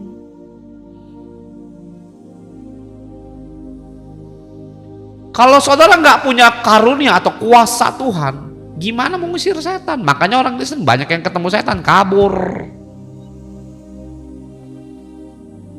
Bukan ngadepin, lari. Ketemu kuntilanak, lari. Bukan tengking. Bapak pernah Pak ketemu kuntilanak? Nggak pernah. Ketemu pocong pernah. Kabur Pak, ngapain kabur? Ya. Dialah yang kabur harusnya. Kenapa Pak? Suatu hari saya pelayanan saudara, pulang jam 2 pagi. Jam 2 pagi itu udah capek saudara. Biasanya jam 6 saya harus berangkat ngantor. Jam 6 saya harus mandi, doa lagi. Setengah 6 bahkan, atau jam 6 saya lupa. Ya mandi, doa, ngantor saya jam setengah 8 saya udah harus berangkat ngantor. Apa jam 7 lah saya udah harus berangkat ngantor. Jadi jam 6 atau setengah 6 tuh saya udah harus bangun lagi, mandi, doa, macam-macam. Jam 7 berangkat ngantor. Karena perjalanan kantor saya itu 1,5 jam, 1 jam 15 menit. Jadi prepare waktu saya. Telat, potong gaji, potong bonus saya 600.000 bisa hilang. Sayang jadi. Apalagi saya hidup lagi susah-susahnya, 600.000 bagi saya gede pada masa itu. Nah, saya waktu pulang pelayanan, pulang jam 2 pagi, capek saudara, mandi. Habis mandi saya berdoa di kamar. Sejak habis saya berdoa selesai, pocong muncul di depan saya. Ya mukanya yang serem itu, dengan kayak tengkorak begitu ya. Itu saya tengking enggak, karena saya udah capek, saya tidur saudara. Saya nggak lari, nggak responin, nggak apa, terserah dia mau ngapain, saya mau tidur ya. Dan beberapa pendoa dengar begitu ketawa saudara. Kenapa? Lu nggak takut? Enggak, dibiarin aja. Saya bilang saya udah capek, saya kalau udah ngantuk udahlah, terserah dia mau ngapain, terserah.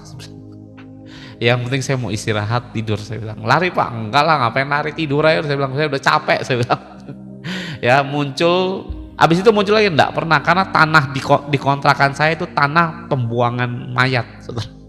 Zaman dulu katanya orang tuh mayat sering kali dibuang di sana, ya tahun-tahun 60 70-an gitu. Karena zaman-zaman itu tuh orang mati tuh kayak buang sampah saudara.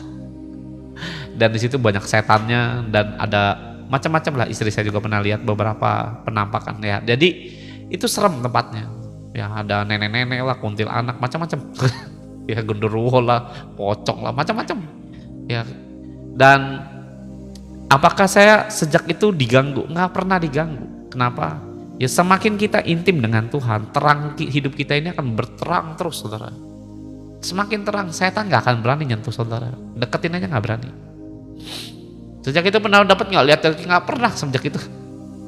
Ya, saya berdoa saudara harus tahu, kalau saudara masuk dalam batasnya yang Tuhan tentukan, ya setan nggak akan masuk. Serapih apapun barisan Filistin, ya sehebat apapun Goliat, sekuat apapun dia di dalam hidup saudara, tidak akan pernah bisa menyentuh hidup saudara yang paling kecil sekalipun. Sebab karena Tuhan yang menjadi penolong hidup saudara. Nah makanya penting hidup saudara itu punya kuasa, punya urapan, punya namanya ketulusan. Saya nggak bilang namanya ketulusan itu tidak perlu. Ya kalau saudara main karunia tanpa ketulusan, jadi karunia dimainin. Ya jadi saudara doain kesembuhan, terus mainin karunia, mati masuk neraka. Ya Matius 7 ayat 23. Nyala engkau si pembuat kejahatan. Kalau saudara tulus, kamu tidak akan punya kuasa buat ngusir setan. Itu loh. Makanya pentingnya tulus dan punya karunia itu sama-sama penting, bukan tidak penting. Tulus buat manusia, karunia buat lawan dunia roh. Ya, karunia itu buat ngapain? Yang ngeroh kita lawan. Manusia itu tukang bohong saudara. Siapa yang bikin bohong? Ya setan. Nah itu ngapain? Buat kita ngelihat, nge-track dia, ya menyelidiki, ini Tuhan bener nggak nih ngomong. Nah itu butuh karunia. Nanti Roh Tuhan akan ngajari kita, ini orang bohong. Nah kita kan tahu, oh lo bohong. Ya, ada amin saudara. Nah belajarlah firman Tuhan tuh seiring namanya hidup saudara itu butuh persiapan. Ya jadi bukan nggak ada persiapan. Kalau setan punya persiapan dalam barisannya, apa yang saudara persiapkan dalam sisi rohani saudara? Jangan ibadah itu cuma sukanya ngumpul saudara. Datang Goliat, bubar hidupmu. Karena Goliat, ayat yang ke-10 tadi ya kita baca, pula kata orang Filistin itu, aku menantang hari ini barisan Israel. Berikanlah kepadaku seorang supaya kami bertarung seorang lawan seorang. Ingat, Goliat itu lawannya 1 lawan 1. Kalau saudara berdoa rame-rame, masa boleh nggak Pak? Boleh aja. Tapi kalau setiap doa harus rame-rame, itu jadi masalah buat kamu. Kenapa? Karena Goliat lawannya 1 lawan 1. Saudara nggak bisa punya pergumulan itu, ya. Walaupun saya udah Kristen, tetanggamu Kristen, saudaramu Kristen, anakmu mungkin Kristen. Tapi kalau kamu kena penyakit, sendiri kamu. Suruh teman-temanmu yang Kristen masuk rumah sakit, nggak ada yang mau, saudara. Kalau nggak sakit, lu yang sakit. Nah herannya banyak orang itu apa maunya rame-rame, nggak bisa. Makanya saya bilang orang yang rame-rame sering kali kalau berdoa maunya rame-rame, imannya nggak ada biasanya. Berarti hari ini kita akan doa sendiri-sendiri Pak. Bukan begitu. Ada waktunya berkelompok. Kalau bisa itu lebih memperbanyak itu yang sendiri. Kenapa? Karena waktu saudara punya pergumulan dalam hidup rumah tangga, ya saudara nggak bisa bawa siapa-siapa selain hidupmu sendiri. Mati sendiri, nggak? Ya bapakmu mau sesayang apapun juga ya, bilangnya tuker, biar kamu yang hidup, aku yang mati. Atau saudara maunya temen yang dekat, ayo bareng-bareng dengan saya mati, nggak ada yang mau saudara. Ya lahir sendiri, mati sendiri, ketemu Tuhan ya sendiri nanti, masing-masing tanggung jawab. Ketemu Goliat ya sendiri, ngapain bawa orang? Saudara punya utang, mau teman-temanmu bayarin utangmu, sekali mungkin mau, karena mungkin kamu dikibulin. Tapi kalau kamu sengaja bikin hutang itu sendiri, tolong bayarin, nggak ada yang mau, sendiri kamu harus hadapin. Kamu interview dalam pekerjaan sendiri, nggak ada kakak rohani, bapakmu, bapak emakmu itu, ayo temenin saya ke interview ke kantor, nggak ada yang mau, diusir saudara sama sapam.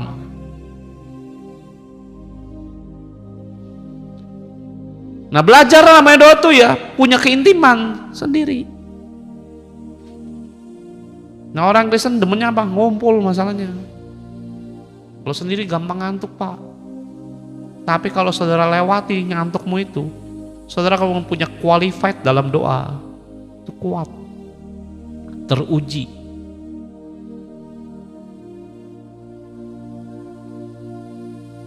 Setan nantang 1 lawan 1 loh. Kalau saudara membiasakan doa harus ramai. Kalau saudara maunya ramai. Saya percaya orang kayak begini di rumah nggak pernah berdoa. Kalau saudara nggak pernah berdoa di rumah, iblis muncul, kamu akan lari seperti orang Israel. Makanya banyak orang Kristen kalau kena fitnah ngamuk langsung, hutang nggak dibayar ngamuk. Kenapa? Lari dari namanya batasnya Tuhan. Disuruh sabar pasti nggak bisa. Yang diomongin kecewa terus. Saya ketemu berapa banyak orang kayak begitu.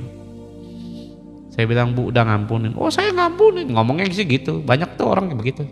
Saya sih ngampunin, tapi nangis. Ngampunin Bu, nangis.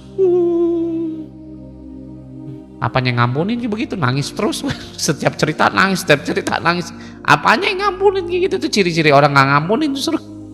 Kenapa Pak? Bapak punya kesimpulan nih. Kenapa? Karena hatimu masih pedih. pedih, cerita gitu, inget pedih, ya nangis responnya. Tapi kalau yang udah ngampunin hidupnya, ya lebih tenang. Oh itu orang tuh memang dulu brengsek tuh, misalnya begitu saudara. Tapi kita nggak nangis lagi, udah. Tapi ya udahlah, yang udahlah, terserahlah. Setan akan lawan saudara, bukan rame-rame, satu lawan satu. Lihat bagaimana saudara, tumbang apa enggak. Ya saudara namanya nonton video porno, nggak mungkin rame-rame saudara. Biasanya kamu sendiri-sendiri, kenapa? Setan akan datang sendiri. Ya, dosamu dosa perzinahan. Nggak apa-apalah, sekali-sekali nonton. Nggak ada orang selingkuh ya, sekali selingkuh perempuannya 5, nggak ada, satu-satu pasti. Walaupun 5 kali selingkuh, satu-satu.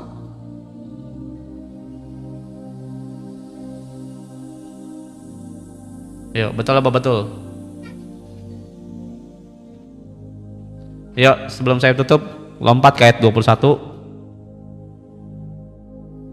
Ayat 21 ya. Orang Israel dan orang Filistin itu mengatur barisannya berhadapan dengan barisan. Ya. Lalu Daud menurunkan barang-barangnya meninggal. Langsung lompat aja lah ke ayat 24. Ketika semua orang Israel melihat Goliat itu, larilah mereka daripadanya dengan sangat ketakutan. Ya, saudara udah ngatur barisan dengan rapi. Udah doa, udah puasa, udah pelayanan. Ya, udah baca Alkitab, udah penyembahan. Datang Goliat, kabur.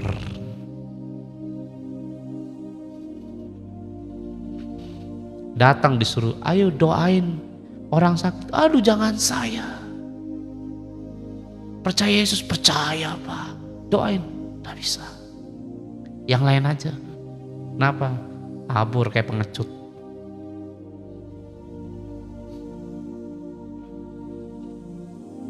Saya ketemu orang nih, Pak saya punya hutang, puasa. Puasa berapa lama Pak? 3 hari. Wah nanti saya mati Pak, matilah sekalian. Tuh saya sih ngomong mah kejam aja saudara. Udah punya masalah, disuruh puasa agak mau, mikirin nanti mati Pak, matilah sekalian. Gak usah puasa, mati ya sekalian.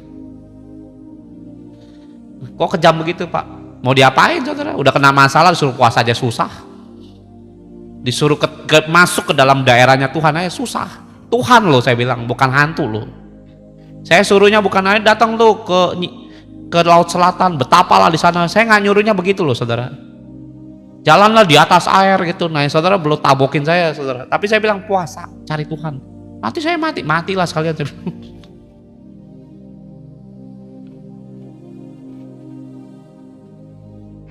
Disuruh puasa setengah mati saudara. Yang punya masalah kamu, bukan saya. Saya cuma nyaranin puasa. Oh nanti saya sakit mah Pak, nggak sanggup saya Pak. Terserah mau sanggup nggak sanggup. Kalau kamu nggak sanggup puasa ya berarti kamu sanggup ngadepin masalahmu. Hadapin itu sono debt collector. Ya, biar kamu dimaki-maki sekalian. Ya kita punya pilihannya cuma 2, datang ke hadapan Tuhan minta ampun, ngakuin kesalahan, ya merendahkan diri, itu kan puasa. Seperti Esther puasa. Atau kamu ngadepin masalahmu dimaki-maki orang, dimarahin orang, didesek, kapan bayar? Pilih aja sendiri saya bilang. Mau yang mana? Ya saya maunya Tuhan tolong, ya ayo ngakuin dong dosamu. Kan saya nggak bilang gua Tuhannya, ayo yakin dosa lu ke saya. Tuhan pengampun kok. Saya bilang. Sakit mah Pak, makan tuh sakit mah. Padahal banyak orang sakit mah sembuh karena puasa. Ada amin saudara. Disuruh doa banyak alasannya. Hujan disalah-salahin saudara. Para saudara yang diberkati loh, bukan saya. Kadang-kadang rumah tangga berantakan, kenapa? Terlalu banyak ngomong, mulutnya nggak puasa, nyaut mulu, ngerocos mulu, nggak berhenti-berhenti. Kenapa? Butuh puasa tuh mulutnya. Kenapa? Bikin penyakit tuh sebenarnya mulut tuh, ngeladenin terus omongan orang, bikin jadi masalah besar. Ya tapi kalau lagi dalam doa, nangis, pelayanan siap, ketemu Goliat, gimana saudara? Ya, ketemu orang yang pernah hutang sama saudara, memberi hutang, datang orangnya, gak bayar. Bisa nggak hati saudara itu tenang? Duit saya dibawa kabur banyak, saudara. Diinget-inget Pak, enggak lah, ngapain, udah yang udah-udahlah sebenarnya. Ya, uang bisa dicari lah. Disuruh nabur, nunggu punya uang, ya nunggu sampai pohon tumbuh gigi, saudara. Nabur lah. Kalau Tuhan minta, ya saudara doa. Tolong orang itu, ya tolong. Saya nabur bukan punya uang. Ada orang datang, Pak minta tolong. Apa? Butuh uang sekian. Saya doa, saudara.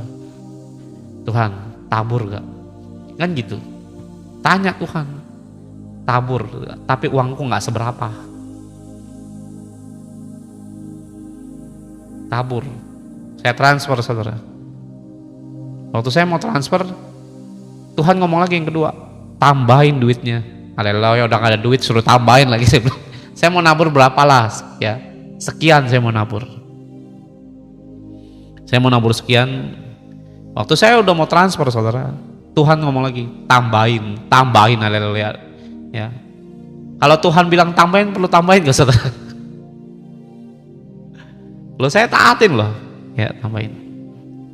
Habis duitku Tuhan.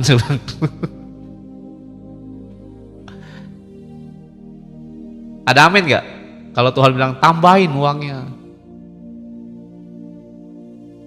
saya tambahin. Habis Pak duitnya, habis. Enggak ya? Amin kan kalau suruh Tuhan tambahin amin kan, saudara? Karena bukan uangmu. Coba uangmu. Uang saya soalnya.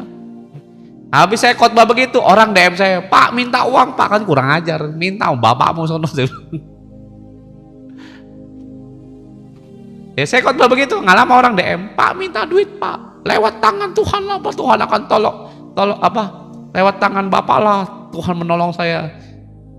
Maaf, nggak bisa. Ya itu nggak perlu doa lagi. Kenapa? Orang duitnya udah habis.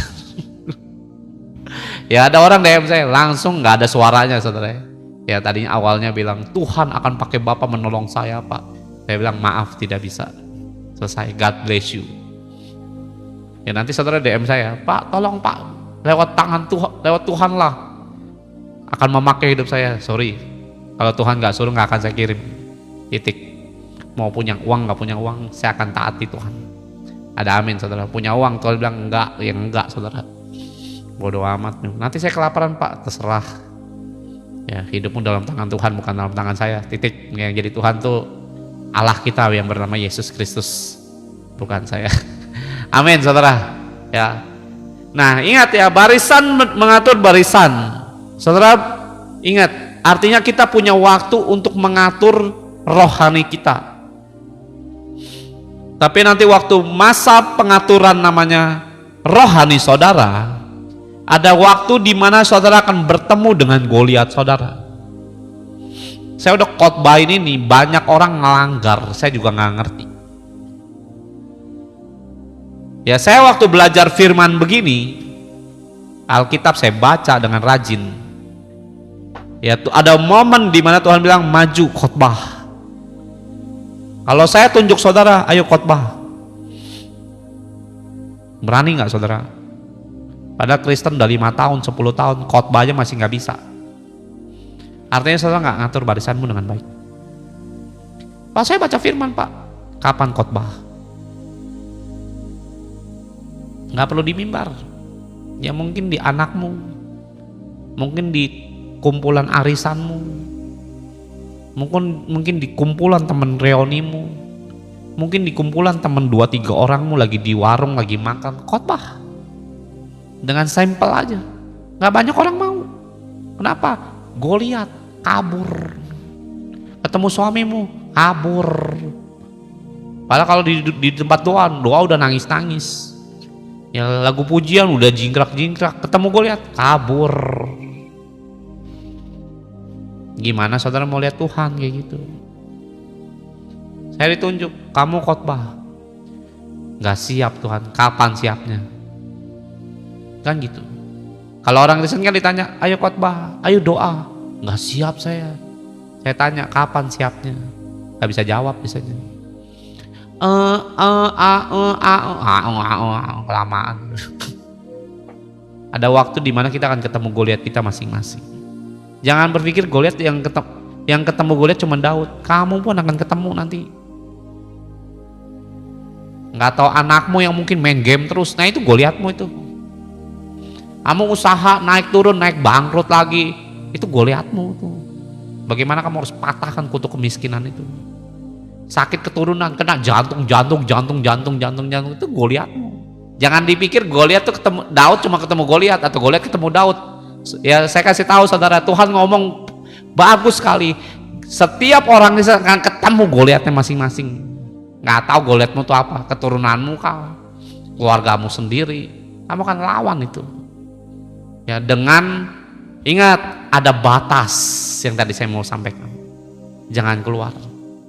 Goliat nggak akan pernah menang lewat tindakan, tapi persiapanmu untuk menghadapi Goliat itu penting. Ingat ya, Daud itu cuma butuh berhadapan dengan Goliat. Orang Israel nggak ada satupun yang mau berhadapan dengan Goliat. Sejak dia berhadapan dengan Goliat, ingat baru Tuhan turun dalam hidup Daud. Lempar batu sekali, tewas langsung. Jangan sombong saudara, jangan berpikir bahwa Goliat itu zaman 2000 tahun yang lalu, enggak, kamu pun akan hadapi. Saya orang yang minder, itu Goliatmu. Setiap kita punya. Saya takut gelap Pak, itu Goliatmu. Saya kalau ketemu orang ini kesel Pak. Nah ayo, gimana supaya nggak kesel? Itu kan Goliatmu, bukan Goliat saya.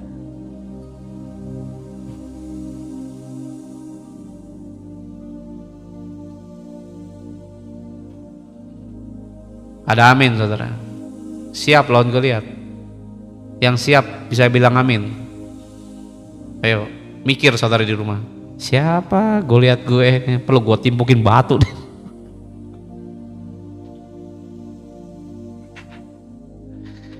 Ayo ya, keluargamu berantakan, belum menang, belum bertobat, itu Goliat saudara. Ya, saudara mikir nih, siapa ya? Wah ini laki gua nih, Goliat nih. Goliat matinya pakai batu, gua timpukin pakai batu, saudara, mati beneran ternyata. Ya, saudara perlu namanya menyelamatkan dengan kuasa Tuhan, bukan dengan tindakan pikiran manusia. Saya tahu saudara rindu akan perbuatan tangan Tuhan dalam hidup saudara. Tapi kalau saudara tidak mengerti bagaimana Tuhan bekerja dalam hidup saudara, sekalipun kita kadang sudah siap namanya menyembah Tuhan, dengerin firman, ya baca firman, yang saya sampaikan firman mau bagus kayak apapun saudara mendengarnya, ya mau nilai saudara terhadap khotbah saya, wah bagus ya gini-gini. Ada orang-orang yang ngomong seperti itu ya, saya bukan menganggap diri saya bagus, tapi ada beberapa orang ngasih penilaian seperti itu. Saya bilang ke mereka, seberapapun kamu menganggapnya itu bagus, saya bilang, kalau kamu nggak mengikuti arahan Tuhan, mau pengkhotbah siapapun, mau sebagus apapun, tidak akan jadi apa-apa dalam hidup rohani saudara. Mau sekelas Rasul Paulus muncul pun, saya bilang tetap. Nah saya berdoa saudara harus tahu, atur barisan, hadapi semua yang perlu saudara hadapi. Kadang ketakutan saudara tidaklah sebesar yang kamu takuti. Saya punya ketakutan yang sangat luar biasa dalam hidup saya. Saya ini seringkali bicara bahwa saya ini orangnya minderan. Saya ini introvert dan saya ini orang yang sangat takut tampil seperti ini. Takut saya di depan orang ngobrol, takut. Suatu hari juga saya pernah diundang di mimbar yang diisi ratusan orang tuh, takut saya juga dengan mimbar yang cukup besar bagi saya ya, bagi saya belum ribuan baru ratusan, takut saya juga. Tapi saya berpikir bahwa saya harus maju, bukan mundur. Nanti berdiri di atas mimbar itu, bagaimana saya berkhotbah itu bukan urusan saya lagi, itu urusan Tuhan. memakai mulut saya untuk nyampein isi hatinya dia. Bagaimana nanti saya diurapi di atas mimbar itu saya nggak mau tahu. Yang saya perlu tahu, saya cuma perlu naik tangga dan jalani beberapa meter sampai ke tengah dan berdiri dan berdoa. Lebih dari itu saya tidak tahu lagi akan harus berbuat apa selain Tuhan yang akan mengurapi dan memimpin mulut saya untuk berkata-kata tentang firman-Nya. Kalau saudara mau tahu, seringkali itu saya seperti itu. Seringkali kalau saya menghadapi sesuatu, kalau ditanya takut nggak Pak? Takut sebenarnya. Tapi saya tahu saya punya Tuhan yang bernama Yesus. Seringkali dia mengurapi dan menolong manusia. Itu di titik dimana ada pertemuan kita dengan Goliat yang kita takuti. Saya nggak tahu kamu akan bertemu dengan siapa, tapi kalau persiapanmu tidak ngerti tentang apa yang saya mau sampaikan pada pagi hari ini, kamu nggak akan lihat kuasa Tuhan. Saya sekarang suruh khotbah minggu ini 2 kali. Saya sejujurnya stres nyampin firman. Susah. Capek. Lepasin urapan itu capek. Tapi kadang-kadang saya bilang sama Tuhan, Tuhan, saya harus hadapin dengan tenang. Capek mah capek. Nanti waktu saya di meja ini, mulai saya berpikir, Tuhan mau firman-Nya apa? Disitulah Tuhan baru uraikan. Bahkan kadang-kadang di detik-detik terakhir saya mau naik mimbar, dia baru bicara. Itu anehnya Tuhan. Yang penting dia bicara sih. Dan firman itu bisa kena dalam pengajaran, itu bisa membukakan pikiran kita masing-masing. Seringkali saya melihat itu. Kenapa? Tuhan, saya menghadapi itu loh, bukan tanpa. Saya akan menghadapi Goliat di depan hidup saya. Nggak tahu berapa Goliat lagi yang harus saya injek, saudara.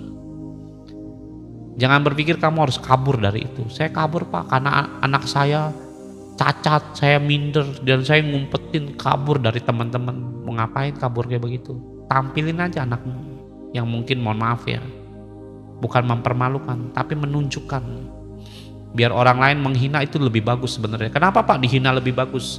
Biasanya kalau Tuhan bertindak, nunggunya apa? Hinaan orang dulu. Nungguin dokter bilang ini mati, baru Tuhan bertindak. Nggak dibilang mati, nggak bertindak tuh Tuhan. Kadang-kadang begitu. Ya, betul apa betul? Ya kadang-kadang saudara punya utang, nggak berani ngomong, ngomongin aja. Nanti saya dihina, biarin dihina. Malah bagus. Kenapa bagus Pak? Seringkali Tuhan bertindaknya lewat begituan, lewat hinaan orang. Baru Tuhan kerja. Jangan nunggu mujizat, malam ditunggu, nggak ada biasanya. Bertahun-tahun kamu tunggu, nggak pulih-pulih. Ada orang berzina, ngomong aja nggak berani. Malu Pak, ya saya tahu. Tapi tugas kita itu ngomong. Gimana mau pulih kalau nggak ada pembicaraan, nggak ada pengakuan? Gimana dosa bisa diampuni kalau pengakuannya tidak ada? Bagaimana saudara namanya mau melihat? Bagaimana saudara akan melihat mujizat? Ngakuin aja, saya aja berani. Saya ngomong berani begini, kenapa? Saya udah lewatin. Oh ternyata caranya begini. Ada amin saudara. Kadang-kadang kayak suruh kesaksian. Ya kayak kemarin kesaksian. Temenin saya deh di depannya. Kayak anak TK saya bilang ditemenin. Udah maju aja. Ngomong aja. Belajar namanya tuh mengalahkan semua ketakutan dalam diri saudara. Habis itu kamu akan lawan namanya Goliat. Nah Goliat itu akan takluk saudara di dalam tangan Tuhan. Kalau saudara dalam batas-batasnya Tuhan, gak ada yang perlu kamu takutin.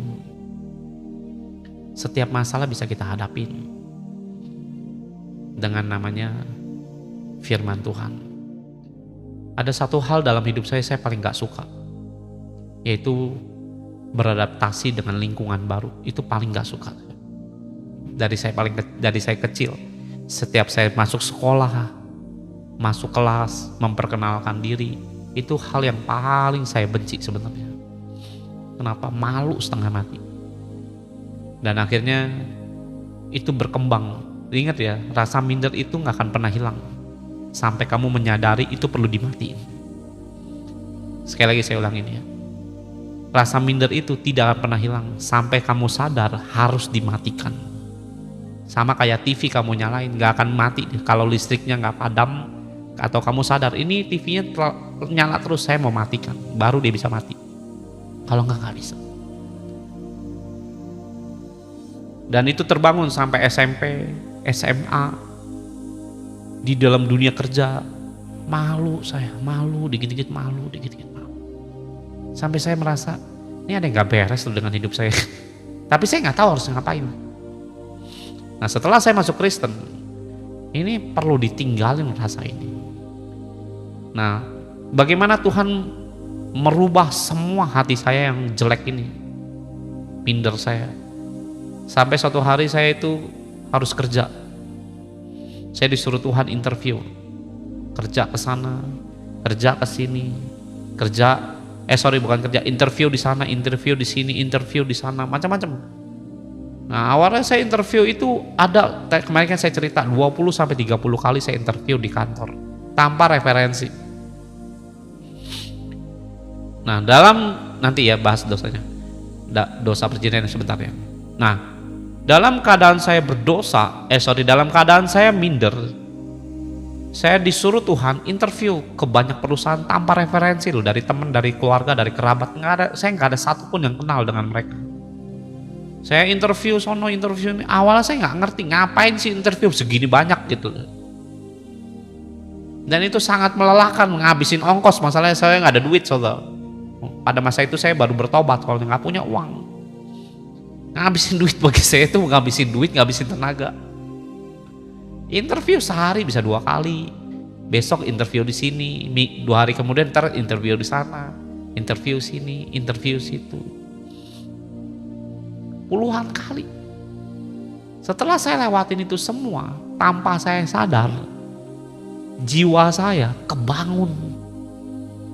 Rasa minder saya mulai ngilang, mulai tak tendang keluar dari hidup saya. Sampai saya namanya interview, nggak ada rasa malu lagi saudara, nggak ada rasa minder ketemu orang, nggak ada, ngomong aja udah kayak apa adanya aja. Setelah saya keterima kerja, baru saya ngerti bagaimana Tuhan merubah minder saya jadi keberanian.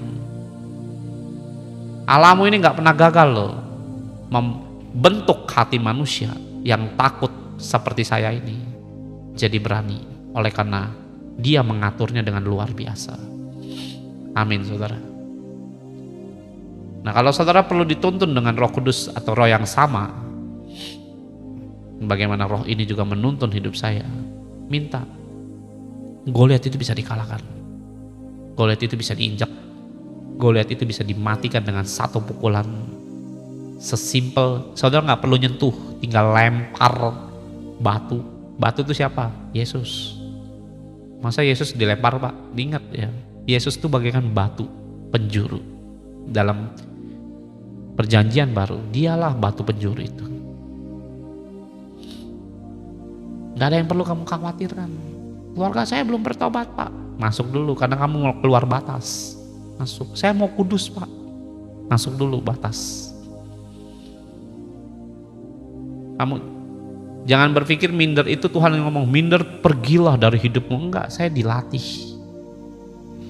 Baru bisa seperti sekarang ini. Nah kalau saudara misalnya, Pak saya pengen lalui masa-masa suram saya, lewatinlah, dengan Tuhan bisa kok. Jangan takut. Ya, jangan namanya berpikir bahwa semua itu sulit Pak. Enggak ada yang sulit di hadapan Tuhan. Selama batas di hidupmu di dalam Tuhan, kamu rajin dengan Tuhan, gak ada yang perlu kamu takutin. Gak ada yang perlu kamu takut namanya, saya pindah ke kota ini Pak, takut Pak. Gak perlu takut. Dengan Tuhan aman. Tapi kalau batas itu kamu lewati tanpa Tuhan, kamu perlu takut. Jangan pun Goliat, semut aja bisa makan kamu. Ya, padahal semut lebih kecil daripada kita, tapi dia bisa makan kamu dengan sangat mengerikan. Saudara diberkati dengan firman-Nya pagi hari ini, bisa katakan amin.